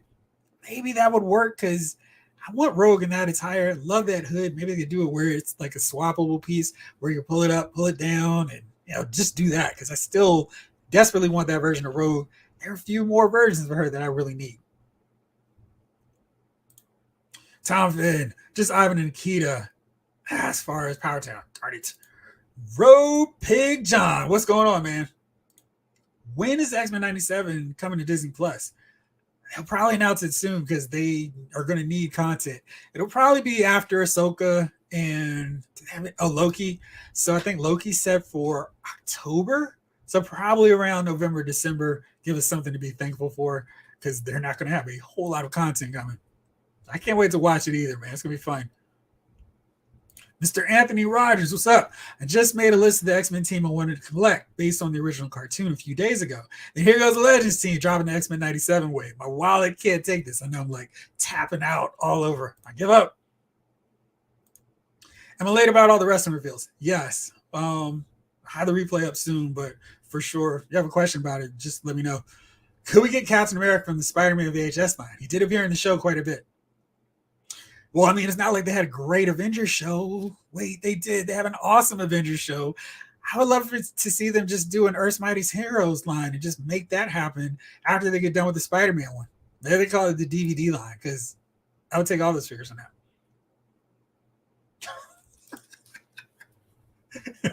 Detroit steals when you order Iron Man from Wish and give him Iron Patriot paint apps. Thank you, because I just don't get that whole look. Mason, what do you think of that new pinless female Hydra agent standing by Bob in that pic I sent you?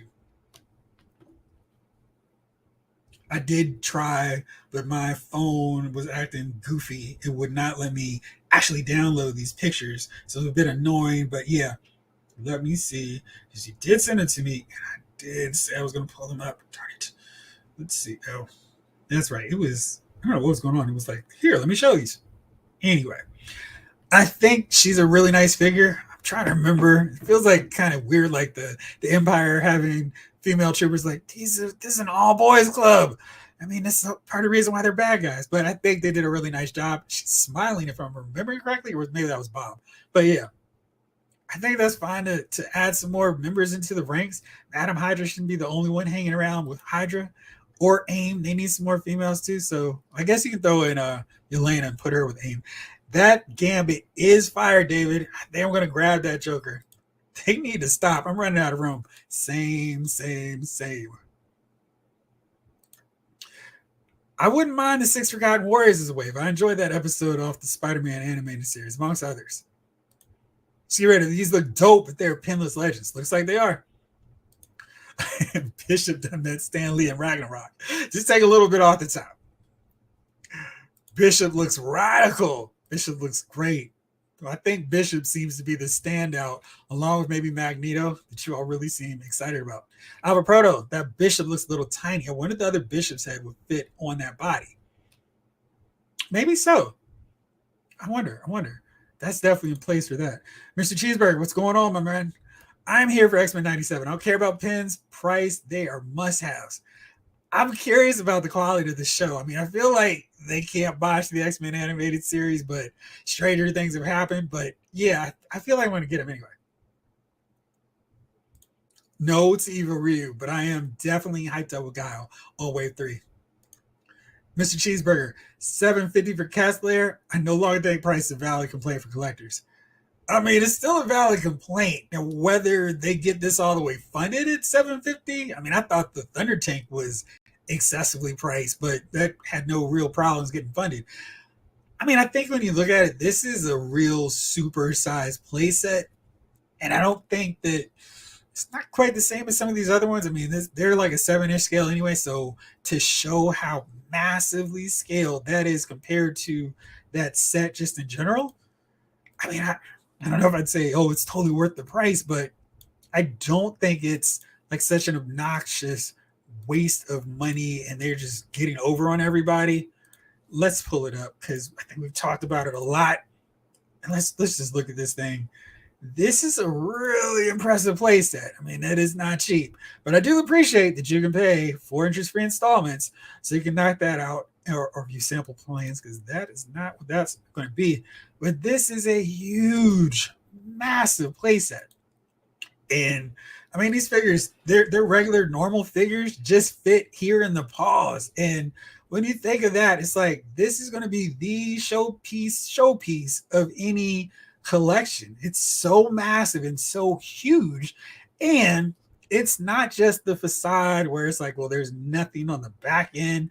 That probably would have made it really cheap. But actually having all this detail in the back, I'm not gonna go, oh man, this is totally worth $750, but I think they put a lot of effort and a lot of money into it. It's not a situation where I feel like, what are we getting out of this thing? I mean, look at Lionel, 7 inches compared to the scale and scope of this thing. I think for most collectors, it's not going to be a problem of the price tag so much as where in the world am I going to put this in my display? I mean, Lionel looks really small here. So I think size-wise, it's worth it. Now we can just convince Hasbro, hey, we spend $750 on a Thundercats layer. All the G.I. Joe stuff, you can still make it happen. So I don't know. I love the Spectacular Spider-Man line. It says Ben Script Super.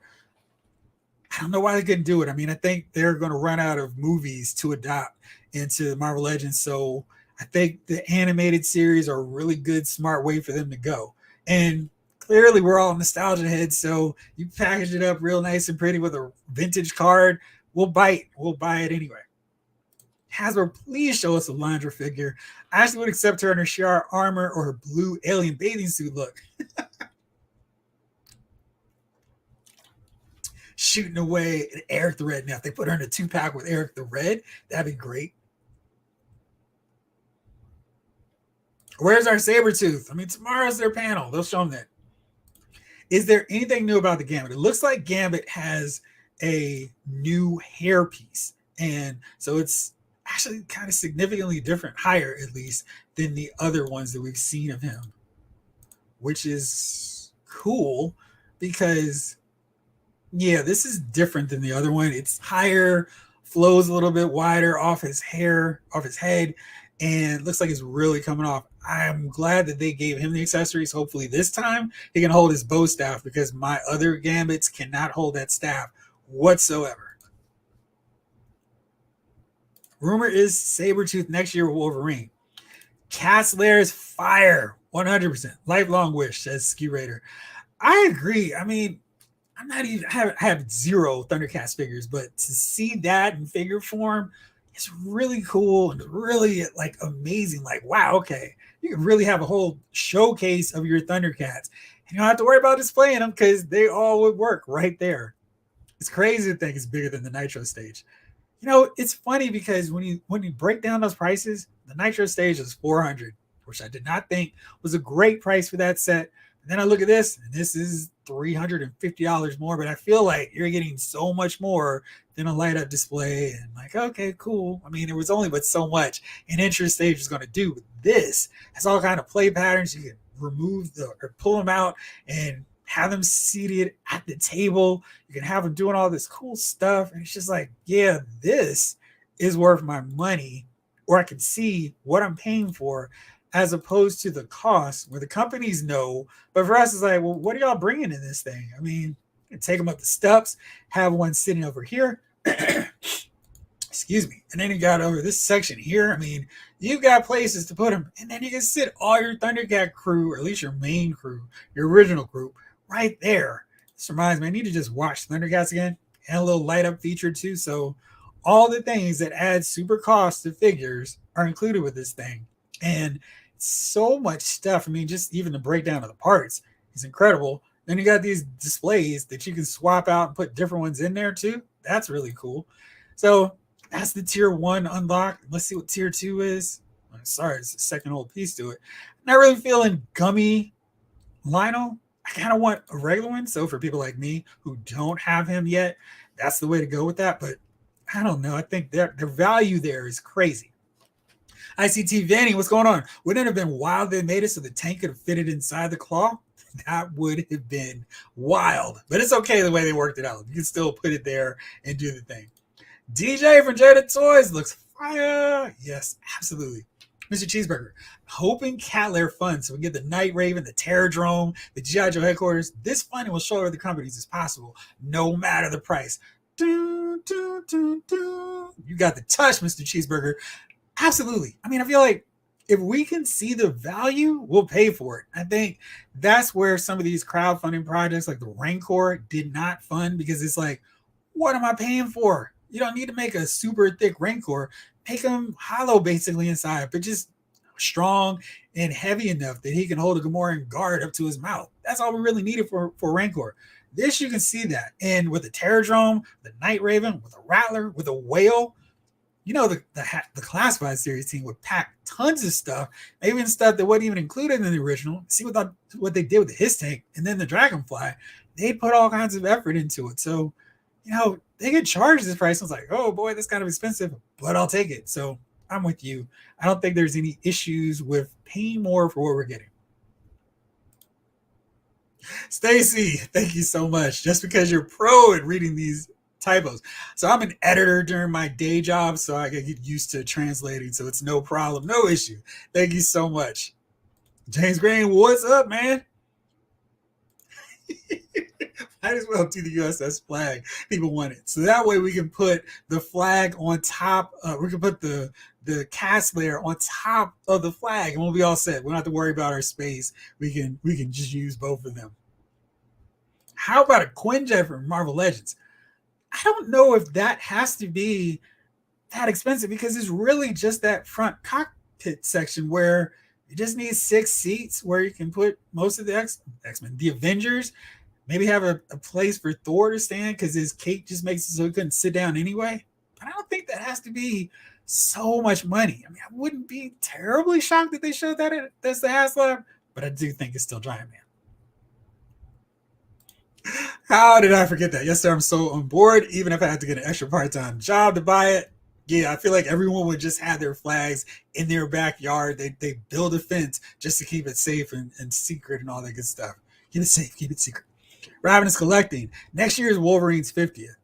I mean, just about Hugh Jackman's age.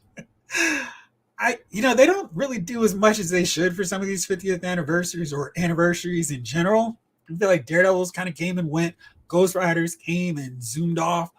We haven't gotten as much as I thought we'd get from the X-Men either. I mean, the X-Men 97 line is great, but I don't think it celebrates the big anniversary year for the X-Men. But, we already heard of 2-packs coming for Wolverine next year, so maybe that'll be all we get. But it looks like it's going to be better than some of these other ones.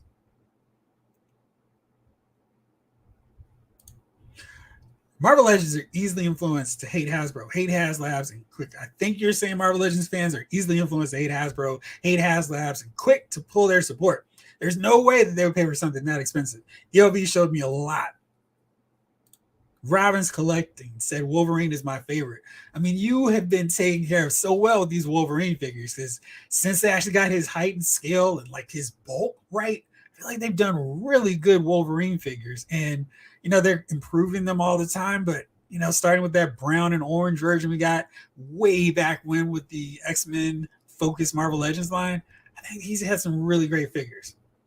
Roberts, thank you so much, sir. I appreciate all the support. Thank you so much. The second edition of Nightbird looks way better. Are we talking about Masterpiece? Afterchild. I really like that Marvel Legends Bishop. Can't wait to get that also with the other two for this X-Men 97. I think they did an awesome job with Bishop for sure. Ben, Script Super. They didn't do anything for Hulk's anniversary. Give me more Hulk characters. Yeah, like that's exactly what I'm talking about. Like they'll let some go and they'll celebrate others. Like they went all out for Spider-Man, but I mean, was that really that hard for them to do dedicated Spider-Man stuff? No, because they do that already. X-Men, ever since they got the license back, is hey, it's all X-Men all the time. I'd love to see another Age of Apocalypse wave. I mean, we got two, and it's kind of like there's still another wave or two left. Let's crank them out. So hopefully we'll see them again.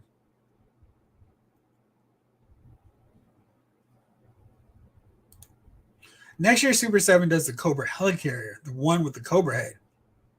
I'd buy that. Yeah, I'd buy that. Okay. Ravenous Collecting. I don't know what they're doing with UT X-Men, not like Marvel. Let me know which one you're talking about on that one. Henry G, Tiger Force Flint. What are my thoughts?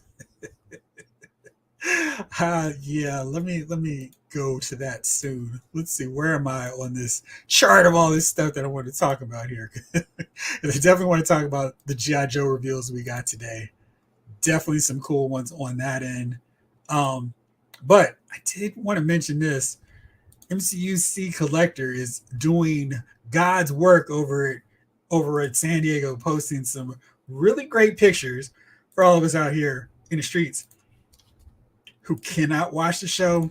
So we're getting some more Ultimate Dungeons and Dragons figures, and oops, they look really, really, really good. And I haven't gotten that original wave, but now that I see they're going to continue with them, so we're getting Elkhorn and Strongheart. That's really cool to see that they're continuing to flesh out this roster. And here is Stronghead. He looks really good. I had this one back as a kid, so it's really nice to see another version of him. So we're getting all these guys added to the roster, and that is so cool. Can't wait to see them and really stock up on my whole crew. Jay Figures and such. Thank you so much, man. Happy to have come across your show. I'm really happy that you're here too. I mean, I love this whole community. We're talking figures. I mean, there are other ways to spend a Thursday night, but I'm really happy that you guys have shared it with me. Thanks so much for hanging out. Jamelin, really focus on hating Marvel Legends a lot. Well, I mean, we all have our preference in lives that we love and we don't love, and we just have to keep moving with stuff that we enjoy because there's so much stuff out here to enjoy. I don't really care about stuff I don't like. Mikey Rose says Master of the Universe Motherboard is going to be the number one figure as a con exclusive so far. I want it badly. Do you think if she sells out, the Mattel would make more? They've been really tricky with, like, if Hasbro sells out of something, we'll see it get released later, maybe a different way, but I don't know. I guess it'll be really curious. I'm really curious to see how many of her are in stock. I know there's a trick that some people can do, like add a cart and see how many are there, but I don't know. I wonder what the numbers are for this and if it's something that will be an immediate sellout or a very short sellout. I think if that's the case, Hasbro should definitely revisit her. Maybe she's going to be focused more on Revolution, so we'll see more. Raz, my chat messed up. I was trying to say I don't know what they're doing without X-Men. I'm not even like Marvel. They do some really weird stuff at Marvel, but I mean, at least we got the X-Men. We've got Fantastic Four. We got the Avengers, and I've got old school comic books. So I can just enjoy them instead of trying to keep up with whatever the heck they're doing nowadays. Roberts, Elkhorn looks really good. I may grab that one. Not all in on that line, but a few really rock. I feel like I can trust NECA's quality control now. I feel like there were some problems, some issues earlier, but now they're really kind of hitting their stride with those figures, and I'm pretty happy with them. We mentioned G.I. Joe, and I'm not talking about Hasbro's line, but we got some new reveals from Mezco, and I don't know. I've been trying to avoid buying them from this company just because I don't need another line of G.I. Joes, but Roadblock, Duke, Snake Eyes look really, really good. Snake Eyes has his ninja stars that he's throwing, kind of like how I want all these figures to have when they have projectiles that they toss. That's really cool to see. He's got Timber hanging out with him too. They look really good. Roadblock looks amazing. Not quite sure if I like the way they've got Duke's chest harness strap set up. I feel like there's a little weird with that other strap hanging on around his left waist, but they look good. And of course, Destro and Firefly and Storm Shadow look really great. So, whew, yeah, I'm really curious about it.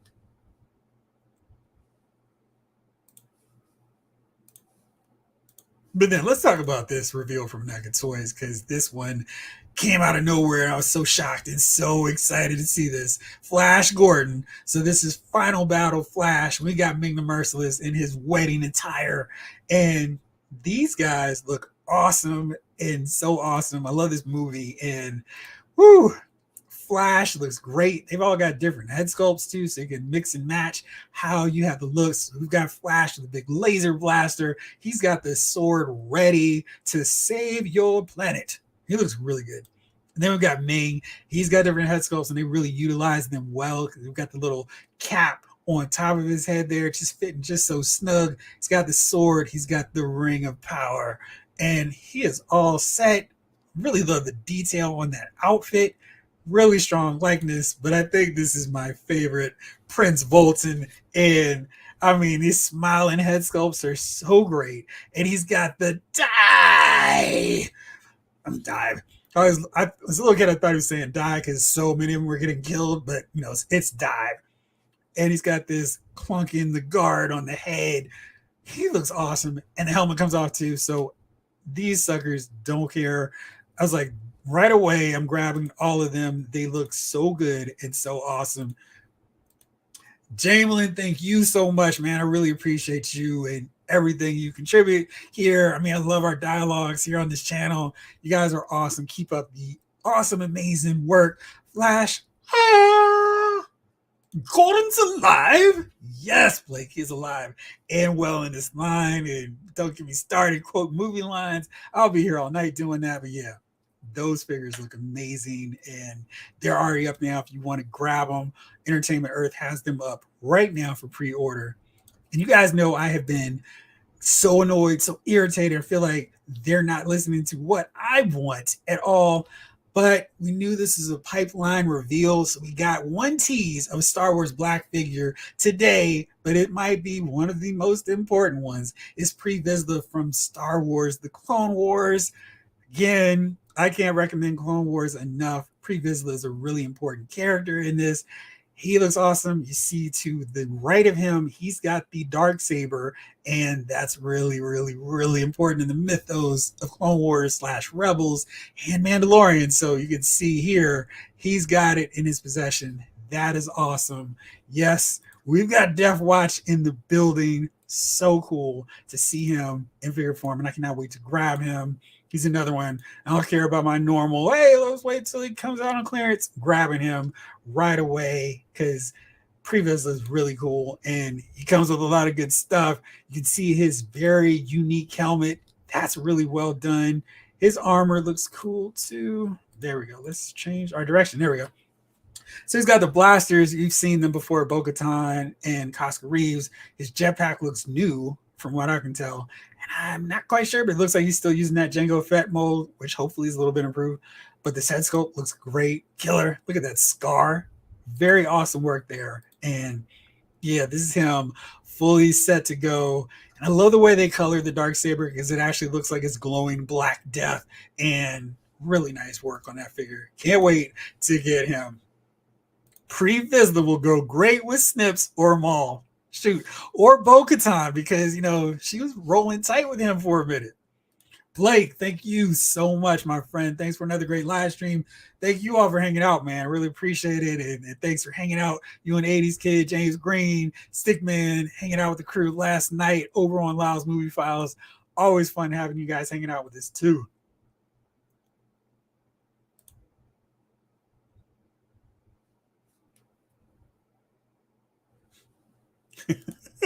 Mr. Cheeseburger says, Jalen Parks, you ever notice how every offering of Marvel Legends is always met with so much disdain, and they simultaneously buy everything, review it, and then refer you to their links to support their channels? You know, there are some where I could definitely see what you're talking about, where I feel like they do not like Marvel Legends whatsoever. And I'm like, why are you still buying this line? I mean, they're comic books that I review. I'm like, you know what? I'm not enjoying this book anymore. Let me stop reviewing it. And yeah, because I'm with you. I have to stop stuff I don't like because, man, you gotta say no, Mr. Cheeseburger. It's not working for you. Call it and wrap it up. So you guys had asked about Transformers, and I'm very excited about these. I'm Transformers is so many different levels. Matt Guzzi's out there at San Diego Comic-Con, and he is taking some awesome photos of everything. Give him a follow because he's doing really serious work out there, providing all of us who are who aren't able to get out there sort of a bird's eye view of what's going on. But we got another addition to the studio series, and it's time to crack those nuts inside. And we got Frenzy coming to join his brother Rumble. So now you can switch them up, get those toy colors back so you can have Rumble in black and red or have Frenzy in that light purple. Either way, you've got them now. So you can see the pose is really great. So you can smash away. I really need them to re-release Soundwave because I don't have him. I've got Rumble and he doesn't even have a place to go unless I want to stash him in Blaster. But getting Frenzy is so cool. Really great addition to the Studio Series 86 line. And we got another member as well. And this time, no battle damage, which is really weird. I don't understand why they did that with the other one, but we got Ratchet. And we finally get him. They did a 2-pack, and I missed out because I wasn't in to this line, back then. But finally getting Ratchet, so good. And we had Ironhide, so we knew this was going to be kind of inevitable. But, finally seeing him on card, getting ready to get released has me so excited. And then the last one, and there are tons of reveals. I'm just focusing on the 86 ones because that's all I really know and excited about. But Commander Class, Ultra Magnus, and you see he's got some effect pieces here too. And apparently this figure actually will blow up. So you can take his arms off so you can simulate, do the whole deal where Galvatron and the sweeps destroy him utterly. Why won't it open? Prime, you told us the Matrix would light our darkest hour. So you can do that in full effect with this Commander Class Ultra Magnus. So that's really cool. Mr. Cheeseburger, thank you so much, man. I love the passion you bring in this channel. It's like, make us all think, have us kind of consider some different points of view. So thank you. And, I see other forums where people don't have the same opinion as others, and they're just like a sledgehammer, just taking it down and making it suck for everybody else. But you ask questions without being like a negative personality. So thank you so much for being a really strong contributor to this live stream every week. Thank you, my friend. Wait, what? They have Final Fantasy? Which ones? I don't even know, man. 86 from the 90. First we crack the shell, then the nuts inside. Ratchet looks awesome. He does, man. I'm so excited. Ultra Magnus looks glorious. Yeah, he does. I already had that other one, but I'm like, this one looks like it's skewing a little bit closer to the movie. So I may have to bite and grab that one. But I'm glad there's another option to get him for everybody who missed out originally. Now, speaking of things that people missed out originally, let us talk about this. Wait, you got me on this one. He's getting Constructicons inferior, Soundwave superior.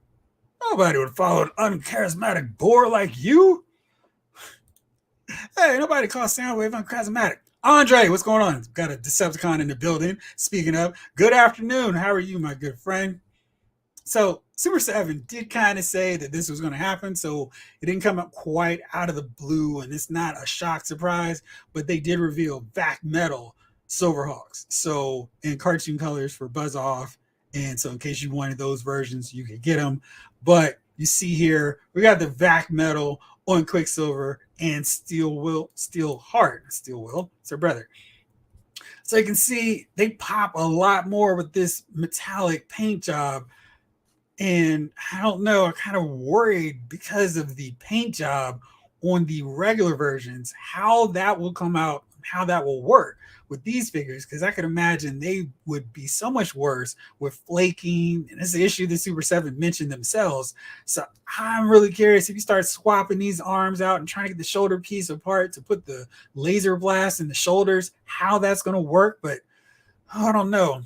I mean, I think they look pretty cool. I think it is very ironic that even with blue tack, hopefully you guys can see that, Quicksilver still is having standing issues. And it's just kind of like, that's what happens with these figures sometimes. If you don't find that amazing, special, sweet spot, they'll topple over. So that was really interesting and really funny to see on that end. Vintage wrestling pickers. I love collecting masterpiece third-party Transformers, but this the Studio Series 86 and the new G2 Legacy figures make me want to get in that line. They look awesome. I was collecting the Masterpiece, and I feel like the Prime, the Megatron, Soundwave, Shockwave are my, hey, the place is going on fire. You've got 5 minutes to get all these figures out of your place. Which ones are you getting? Those would be right up there. Those Masterpiece figures are amazing. But these new Legacy Kingdom figures are a fraction of the cost, and you're putting just as much work into them.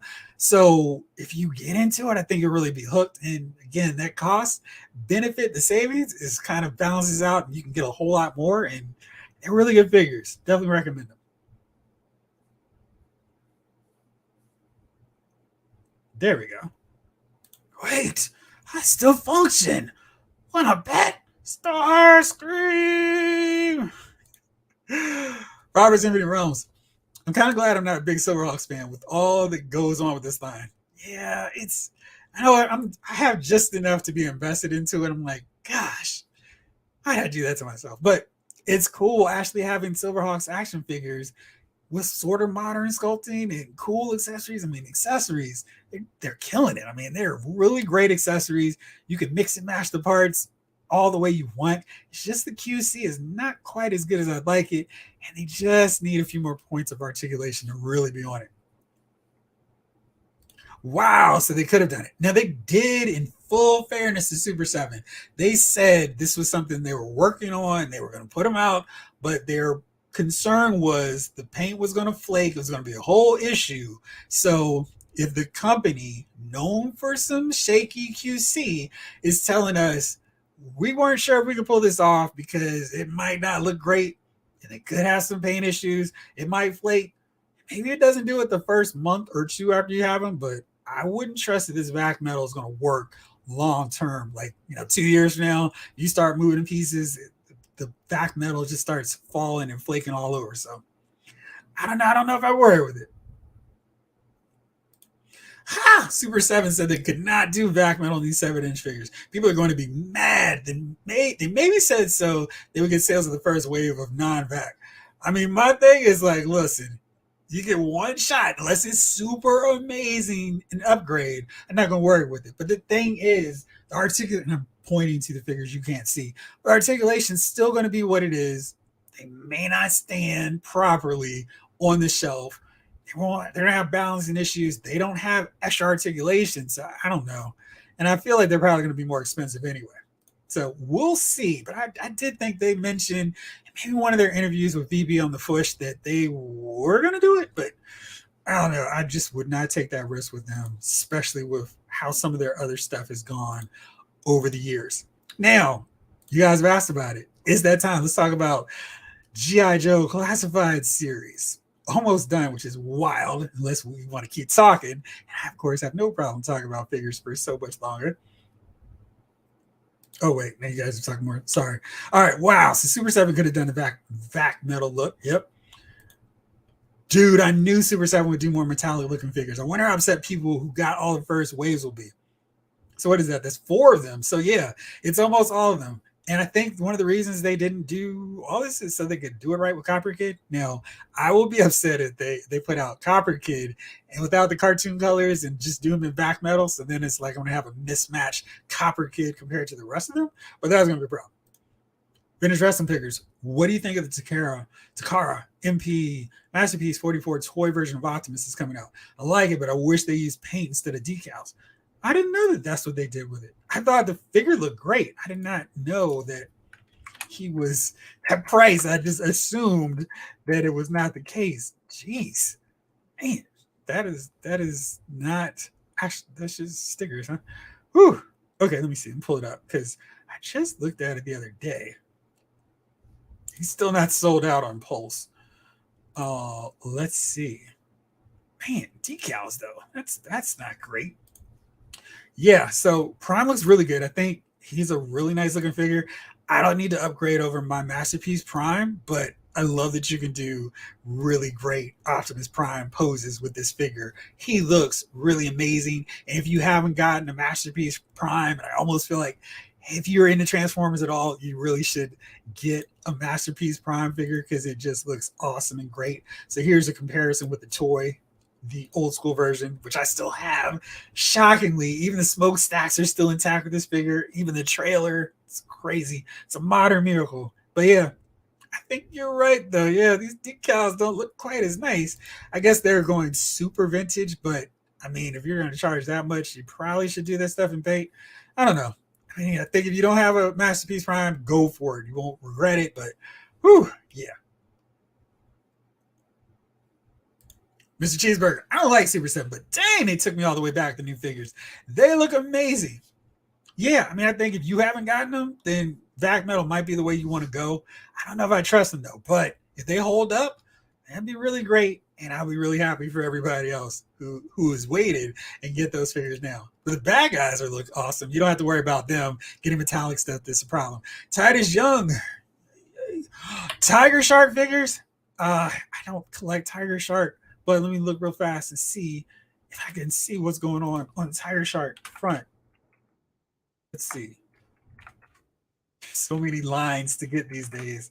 You know, I can't really complain so much about nostalgia and old school stuff because it's just a ton of great figures that we all can get right now without having to be like, oh man, it used to be so much better back in the day. Let me see if I can find them quickly, quick, fast, in a hurry.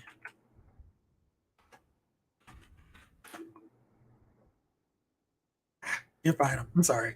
I will look at them so next time I can actually have some thoughtful words to say about it. James Green, I need a company to make Tiger Sharks figures. Thank you. So they don't have them out. Thank you. Thank you for the save, my man. Yes, we're gonna look at Detroit Steel in just a minute. Mikey Rowe, love that his tank packs, crimson, red, and black designs definitely pop. Let's take a look at these new reveals for the Classified Series line. Since we're talking about him. Now, this is a figure that I thought was really interesting. Jeffrey means the Tiger Sharks cartoon from the same era and creators as Thundercats and Silverhawks. Thank you, my friend. I didn't watch that one. That one must have totally skipped past me when I was looking for cartoons to watch. Thank you. Now I've got another cartoon show to watch, which is great because there's not a lot of new shows coming up, especially with Secret Invasion wrapping up and Walking Dead wrapping up this Sunday too. So lots of new stuff I need to catch up on anyway. So we've got the Python Patrol Cobra Ninja, and I'm kind of confused totally about this because I mean, how crappy is this ninja where she's got to get Pythonization because she's not a good enough ninja, so she needs to sneak in undercover using the Python effects. I think it's funny, but this really looks cool, and it's a nice use of this Akiko mold, and the Pythonization looks great. This is from Toy Arc, in case you didn't see. I want to make sure to give them credit. And I like the skull mask. That looks great. She's got her bow and arrow, the swords. I'm just a little confused why they went with the Python Patrol motif, because this seems like it would have been a really obvious, easy candidate for Crimson Ninja. And she didn't have to change too much of her colors. That's her right there. So I think what I'm going to do is probably get her and maybe have her moonlight between Python Patrol and the Crimson Army that Hasbro is so intent on building up. Can we talk about DC Multiverse after Classified? There's one more, but we can talk about anything you guys want to talk about. Jada Toys is hands down carrying Hasbro into what a license-free and house IP-based toy company looks like. Mass Visionary Spiral Zone, Bionic 6, just to name a few. Again, I'm totally down if anybody wants to do Bionic 6 figures because I would 100% buy them. Vintage Wrestling Pictures says, yeah, if you don't have a Masterpiece Prime, I would definitely get it or get the new Magic Square Prime 2.0. Looks like it just jumped off the TV screen. Looks better than Masterpiece 44 to me. Child, after Secret Invasion is done, I'm watching Futurama. I'm going to check out Futurama too. I've watched some episodes, but I don't know it back and front like you. And every episode I've watched has been good, so it's time. It looks bad. Is this bad good or bad? Like, oh, it's terrible. Jay Figures and such. My personal wish list from Super7. Thundar, Errol, and Ookla. That would be fun. Man, I love that show. I almost wish that somebody else who could do with better articulation could take that line. Yeah, sorry. Let's see. So we got Python Patrol Ninja. That's really interesting. We got her coming to the squad. And that was a reveal that we did not know was coming. And then we also got my boy Flint in his Tiger Force attire, and I knew this was coming, and so I'm not shocked or surprised. I think the biggest surprise, they did not do a new version of him. And I don't know if this is because they didn't want people mad because they did a better version of, and I say better, I mean more classic, more retro look of Flint, and then putting him in Tiger Force. Not that there hasn't been a precedent for that. Got Bazooka, Recondo, and Outback in Tiger Force before we got their old school classic looks. Flint easily could have used the Recondo mold anyway, because he's got all those parts, the shorter rolled up sleeves, and I still think Flint could probably use a different head sculpt. I mean, this one's okay, but not quite Dash L Fairborn to me. Looks like he's got a sniper rifle that I feel has been used with another character, maybe even Recondo. So we've got him, and these colors are what they are. I mean, it's Tiger Force Flint. And another one to add to the ranks. I don't know if I need to get this version, but I kind of like the camouflage, and the Tiger Force motif does kind of look cool for Flint. Although I missed out on Bazooka, Recondo, and Outback. So I don't know if I need to get Flint in this. Maybe I'll settle for Echo Warriors. But here we go with the other big reveal from Toy Arts. This is the Cobra 788 squad, and really interesting setup of these guys.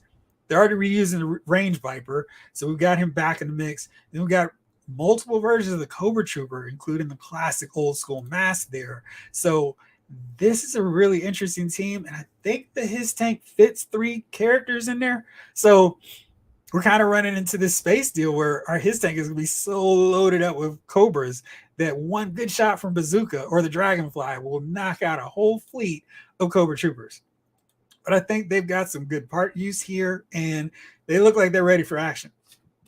Excuse me. And I love this effect piece here. It's like it is really launching like a super projectile at them. And this Range Viper repaint is really nice. And I think that's smart to get this out before everybody gets one. And that skull mask looks even more intimidating in gray, gunmetal black, and a little hint of red too. So really cool. And then we got this, I think this is the original Cobra Trooper, Cobra Island version. And yeah, it's got a different harness, it looks like. The Bazooka, just reusing Bazooka's gear here. And it goes the explosion trail. That's really nice. And it looks really cool with that black. And then we've got the Cobra Officer, I'm believing if that is correct, with the gun trail, smoke trail, different looking weapons there too. And so you got the His Officer, the Range Viper, and I can't quite place the rest of that on there, but it's a really sleek color scheme, and I'm very curious to see what the price of this set is, because they might catch me on the right day, and I think I may need to add some more roster members to my His crew.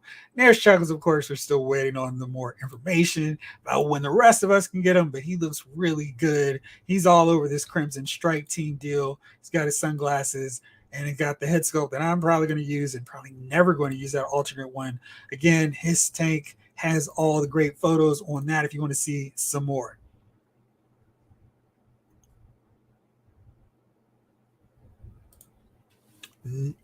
I've wanted Johnny Quest figures for like forever. They would be fun too. Blake, yes, Thundar. They did a set of 3 in 2003. They need to do new ones and deep dive into the series with the Jack Kirby style wizards and other characters. That would be fun. Nice. Hey, I'm getting Shipwreck or Rock and Roll next. Heck, I'm getting a Range Trooper too. Yo, Joe. They are really sensational looking figures. I think that's the beauty of the Classified Series line, where you're just not going to go wrong with any figure you pick up. It's like, oh, who knew? This is a really great figure. It's not like, oh, what a lemon this one is. And this new fix that Darth Primus has for CoverGirl's head fixes her one issue, and I think we've got several choices for Lieutenant Falcon's head. So we're all solid on that one. And let's see here, Mr. Cheeseburger. 80s kids, you asked about it. Oh, wait. Now here we go. We finally got the gallery. And you guys had mentioned this earlier. So before I get into that, here's what some of y'all mentioned earlier. The Crimson Dynamo from Diamond Select. Now, the real question, of course, is he going to be vision size? Because that would be perfect. He could stand being just a tad bigger, and that works, but I don't need him to be Titanium Man height because he still needs to work with the rest of them. He needs to be able to pose next to Dark Star and Red Guardian and not look like he's a super giant with them. But this is another great addition, and this is where Marvel Select can really make their way in doing figures that we're not getting from Hasbro, from Marvel Legends, and they're working just fine. And here's the Sue Storm. She's got a lot of effects, probably some we could reuse for Magneto. She looks really good too.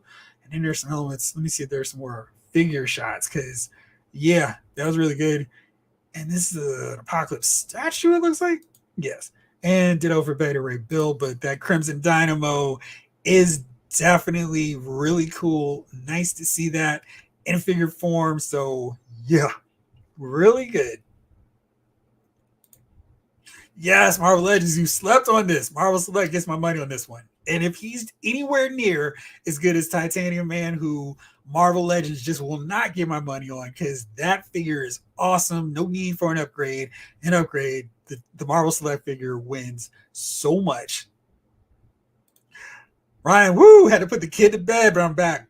Glad to see you back, man. Like I said, I was going to be talking for a while on this one, and I knew it. I kind of hopefully warned you guys. 80s Kid from the 90s said they had so many Lady J's at Ollie's yesterday. I passed on it. And I think you might have been the first person I've heard that actually saw a Classified series figure at Ollie's. Was she $10 or was she cheaper? I've seen some that are like $7.99. Jamelin says, I keep checking posts.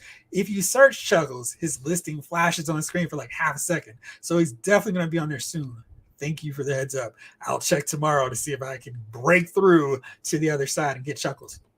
Mikey, I know this is a wild idea, but I'm wondering if Super 7 will be making Captain Planet figures in the future, since they're making a lot of 80s and 90s cartoon series. Just a thought. You know, I felt like I saw some prototypes from some company doing Captain Planet figures like recently. Let's see, because I don't think they were too far along. I think they were still in the grayscale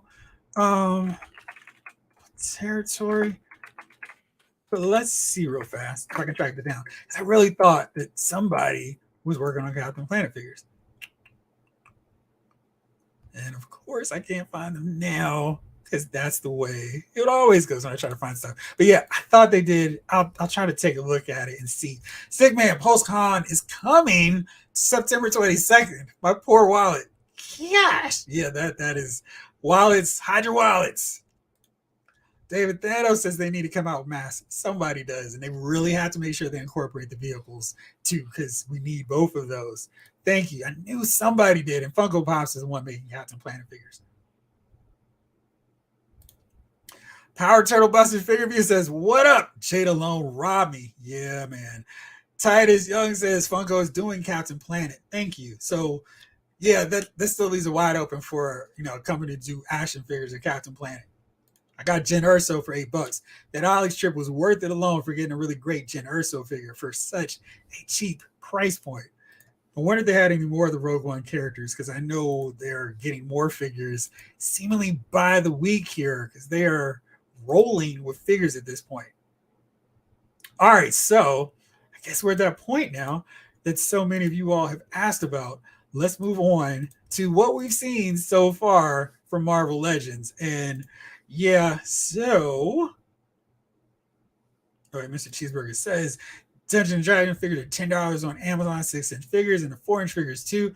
Yeah, I mean, it's surprising because you think you'd have to go to a store doing clearance, but these must not have sold at all, and which is really unfortunate because from everything I've heard, I still need to watch it. This Dungeons and Dragons movie is really good. I guess for whatever reason, the audience that liked the movie just didn't care about the figures.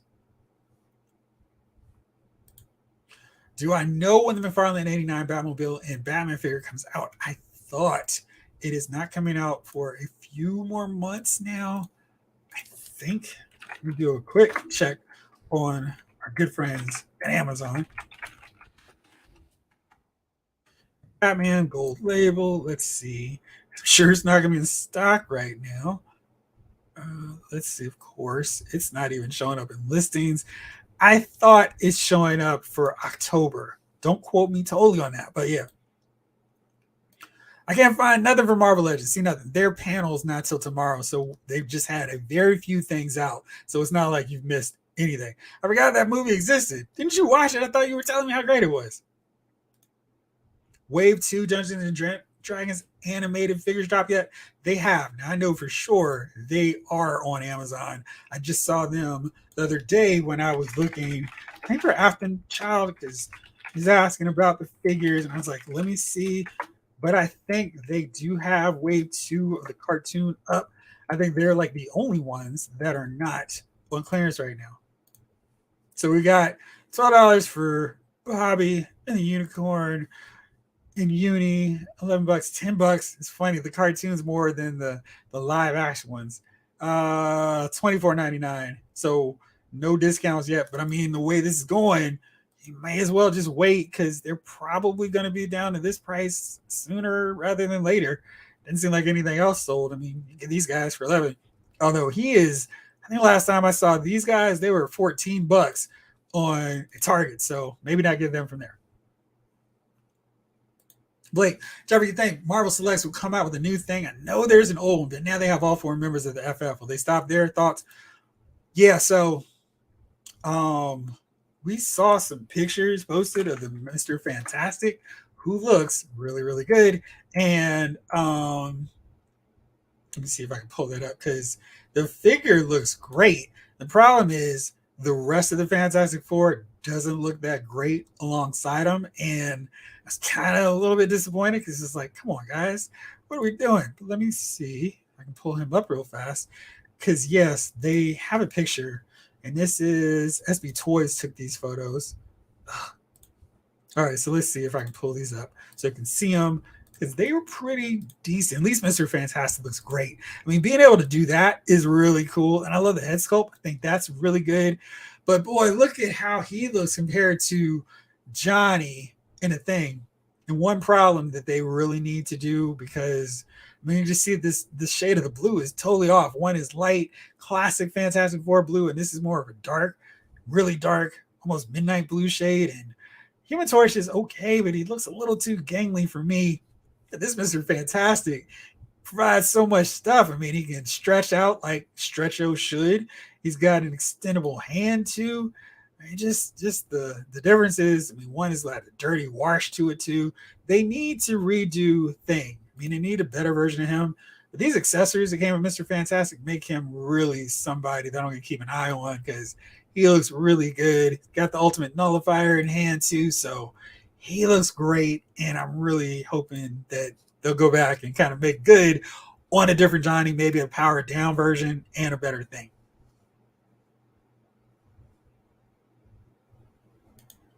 Marvel Legends should do a new Mephisto. Marvel Select should do a new Mephisto and really get him pissed off. David Thanos, you have a top 5 ranking from all the reveals? I'm gonna do that Saturday because I got to give G.I. Joe Classified series and Marvel Legends and Star Wars a chance to fully get into the chat with them.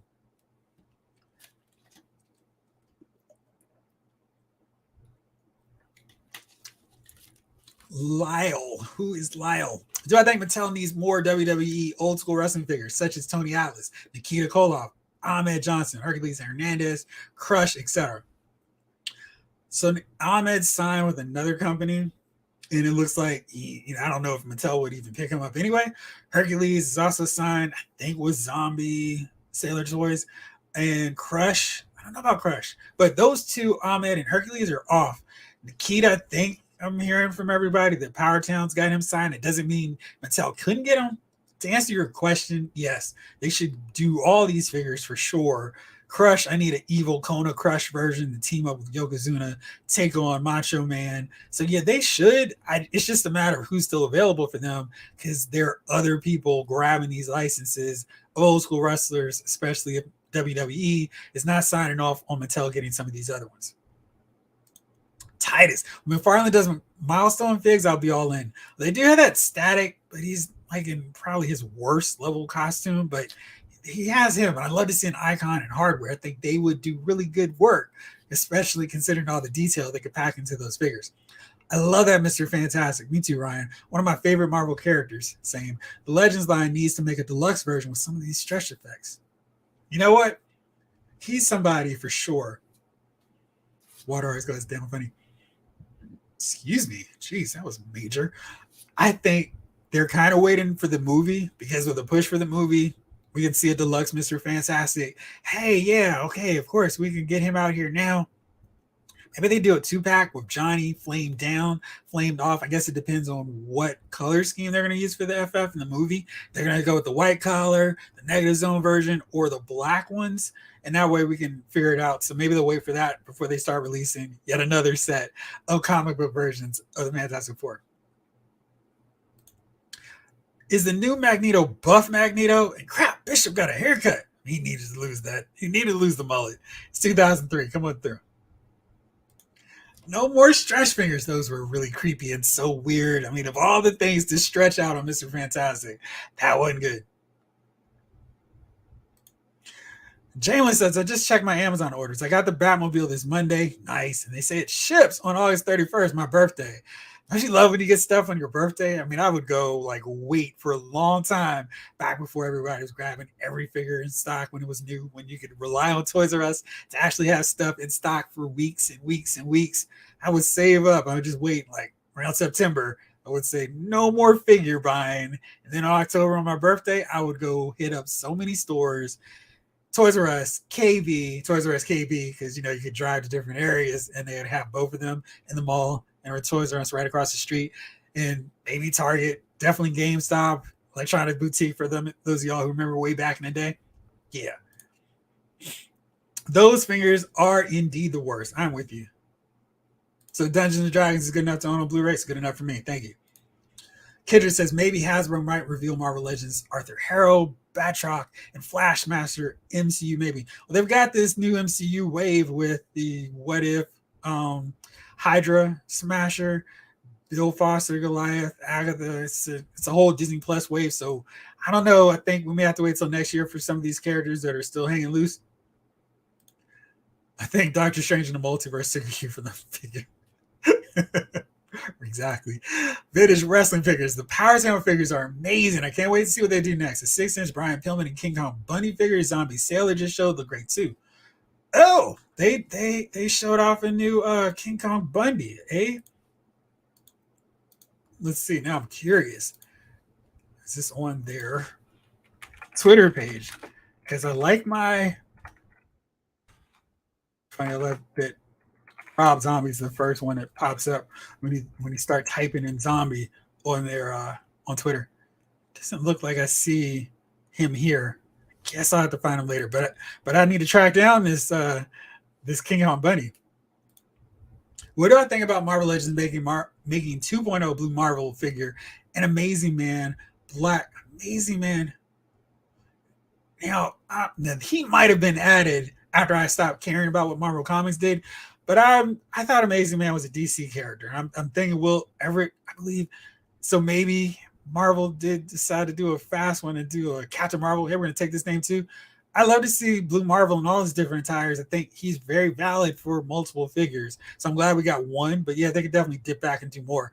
Black Goliath, I need to see for sure. I mean, I'm really encouraged by the fact they're doing 12-inch figures again. So hopefully we get him and those other giant figures who can stand taller than the regular figures and still not need to be HasLab size. So hopefully, Ryan, Jeffrey, not sure if this came up already. It is not. Someone talked to Lenny at San Diego Comic-Con and said a HasLab Rattler is within the realm of possibility. That is so exciting because I want my Wild Weasel. I want the turret to move around all the way, and that would be so awesome. That would 100% be on my musket as soon as it comes out. I don't care about the tiers. I just want it. Randall grew up on KB, but I love Lionel's Playworld. We didn't have that here in Maryland. We had Children's Palace. Did you? Memories of the Superpower, Star Wars, G.I. Joe, Batman. Man, it was a great store. I liked it better than Toys R Us. Wow. I didn't go online and see some pictures of Lionel's Playworld because they were really good for me. According to the same source, Lenny said it classified as Sky Striker used to be a definite no. Now that's no longer the case. Ryan, you're just dropping all these great news bombs for me right at the end here. That is really exciting. And I'm sure it has to do with the fans saying, yes, we want it. And I'm imagining that last surge over these last few days, taking that Sky Striker to unprecedented levels, considering where it was in the end here, I mean, it seemed like, okay, this thing might not get these last two tiers done, but then that massive surge at the end, where some of you were calling saying, yeah, it's coming, just wait it out. 24,600. Let me stop trying to remember it. 24,764 backers for a target goal of 10,000. That's what they wanted and needed to get going. And to get that many, 14,764 over it, that's great. And I'm so happy because this is definitely a case where us as the collectors are going, you show it, we'll buy it, we'll support it, we'll back it. We just need y'all to make it, do it right by us, and we'll support it. So that's great. Love to see that kind of support. And the company going, hey man, this was no longer an option, but now because of your support, you're backing these projects, everything's on the table. And if a Sky Striker and a Rattler on the table, that means that Night Raven Mr. Cheeseburger was talking about earlier should be on the table too. Maybe a whale. I'm sure a Snowcat should be on the table. Maybe this means something like the Vamp can then go to retail or Pulse without the pay window at the HasLab. So it's really cool. He showed Bunny on the Sam Roberts show. Oh man, that means I gotta watch Sam Roberts. Joking. Maybe, just maybe, Hasbro Marvel Legends might do the comic book Black Order as part of a comic book wave. They're gonna have to, because they're not gonna have a lot of movies left really soon. A Marvel Legends Black Goliath must be in the costume with the ab window. I mean, if Bill Foster's putting in all that work at the gym, he needs to have his figure reflecting that hard work. I mean, oops. You know, that's the problem when they start putting in names of real people in Marvel, and then you pop up the figure, and it's like, hey, I mean, we got several different versions of Black Goliath here with ab windows. Which one do you want to see, Ryan? And we got this one with the blue and white, which I kind of think of a little bit more when I think of him, or do we going to go with this other one with the full abs out, just rocking? It got the Mr. Miracle high collar going too. I mean, either one works for me. I'm a big fan of Black Goliath, so I'll take them both. Yeah, let's do it. Bunny looks like a $1995 million corporation look. Now, what's the difference? Because, I mean, Bunny just kept the same look. Does he have wrist tape or not have wrist tape? I want it. I'm assuming you're talking about the Sky Striker and the Rattler. I want them too.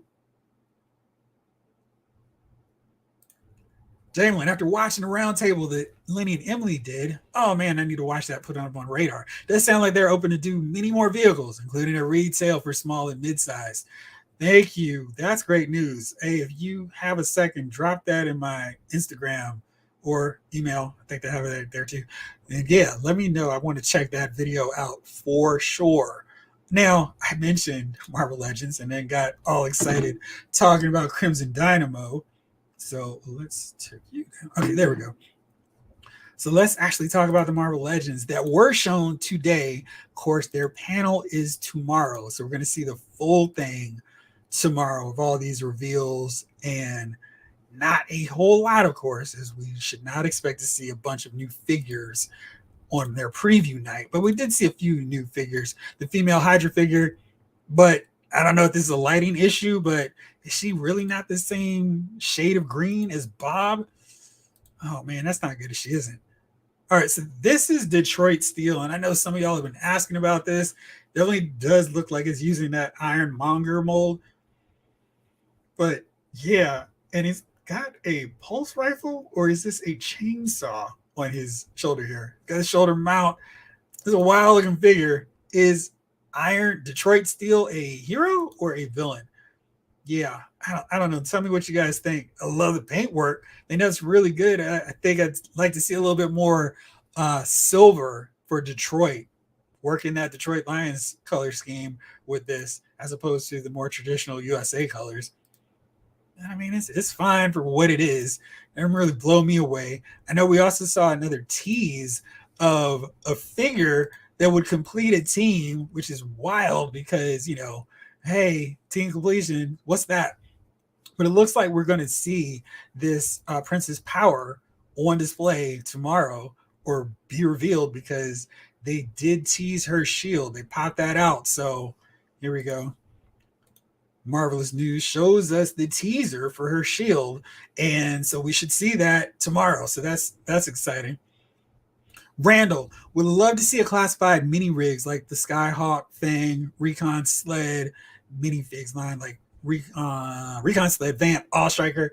I want them for sure. Kindred, maybe a classic Captain America and Falcon Captain America for Marvel Legends reveals. Maybe they do a lighter Captain America, or maybe do the cowl shading for Captain America. This is a cheeseburger. I'm wondering how the next two HasLab projects are going to do. The one from the 5-issue miniseries is that what's his face? Detroit Steel. I'm having such a hard time with that guy. Oh, okay. Bunny looks a lot older and bigger. Okay. Geek Dad Life also might be able to help you. They talked to Mondo before and other guys. Thank you. Who in the world is Detroit Steel? That's my question, Green Man. But, whatever. For whoever wanted Detroit Steel, I'm happy for them. I'm just not among them because I'm sure he's not going to be $10. Ryan, I feel so confident we'll get a Vamp or Awe Striker for retail or fan channels soon. Yo, that's great news. My hunch would be Vamp because they can repaint it several times. I agree. I mean, shoot, maybe they'll do a Tiger Force Awe Striker so they can reuse it there too. Yeah, hopefully successful classified HasLabs will open the door for more smaller retail vehicles. That would be sweet, but will it be too sweet? I really like Detroit Steel and cannot wait to get them. Afton Child, awesome. I'm glad you can get them. And yeah, I'm really happy for you. Luke Cage, what's the hold up? Blake, tomorrow, if we don't see him, I'm going to pull ECW crowd when RVD took on John Cena. No Luke Cage, we riot. So we need to see him. Oh, yeah. Sorry, says Ryan. I meant the black alive from the miniseries. Blue costume with high yellow collar and open abs. Yeah. I'll take either one. Where is Iron Fist? Yeah, him too. That 2-pack needs to be revealed. It's crazy how HasLab seems to be way more successful than Mattel crowdfunding. I was really hoping for the Nitro stage, and it failed miserably. That was my globulus. Yeah, I don't know. I just think that they timed it poorly. They had the Nitro ring out there and available for people, and then could have put it on the stage and put it right next to the stage. I think it would have sold more if they had done more work beforehand with Ultimate Edition WCW figures. That probably would have helped. But I mean, it was like they had Goldberg, they had Hollywood Hogan, and NWO Macho Man, and that was basically it on the Ultimate Edition front. So did I already say Goldberg? Because it was those three. So they didn't do a lot of work beforehand.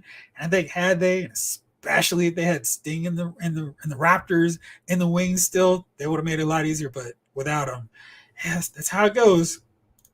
If we don't see Luke Cage tomorrow, we're gonna riot. Yes. Hey Jeff, I feel like Hasbro could do a Skyhawk for fan channel. I think a Skyhawk could work just as fine at retail. I mean, that does not have to be much bigger than that Fortnite boat. I mean, it's just, especially if they do it where it's a shell, you just clap on one part and pin it together, peg it together, and there's no issue. I feel like that could work. James was asking the question I want to know. Where is the Detroit Steel from? What storyline? I want to say it's Justin Hammer. I could be wrong. I don't know much about him. I know a little bit. But you just like the way it looks. That's cool. All right, well, we're 2.5 hours in. So thank you all. I'm going to wrap this one up now because tomorrow, I'm going to be back on here talking about Marvel Legends, breaking down all of those reveals. I'm going to do some research on Detroit Steel so I can get some more information for myself. Randall wants to see Yellow Jacket in the Iron Fist Power Man 2-pack. Yes. The Squadron Supreme Nighthawk from the 1980s miniseries. Yes. The Boots Route 22. The Nitro stage was awesome. They could have given a little more time. It's just under 4,000 out of 5K. Yeah, I mean, they did try. I mean, they really were trying to make it work, but sometimes these crowdfunders just don't work. Oh, gang, thank you as always for rolling with me and hanging out, chatting up, being kind and courteous to everyone here. And I appreciate you all so much. Just Googled him, Iron Man 25 in 2010. Man, it's been a long time. He's been around for a minute. He almost qualifies to be a Marvel legend. So now I got to check him out and find out this backstory. Give me a Yellow Jacket in 6-inch and 12-inch. I'd be happy. Also, need a George Perez Adam Warlock from Infinity War. Yes, please. Cobra Claw and Fang. Thank you, Ryan. Appreciate it. All right, well, gang, I'm getting out of here now. Thank you all so much for hanging and watching with me. Thank you all for supporting this channel. It is nothing without you all. And we'll be back tomorrow for sure to talk about Marvel Legends and anything else that just so happens to drop. For now, this episode of Loud Speaker Files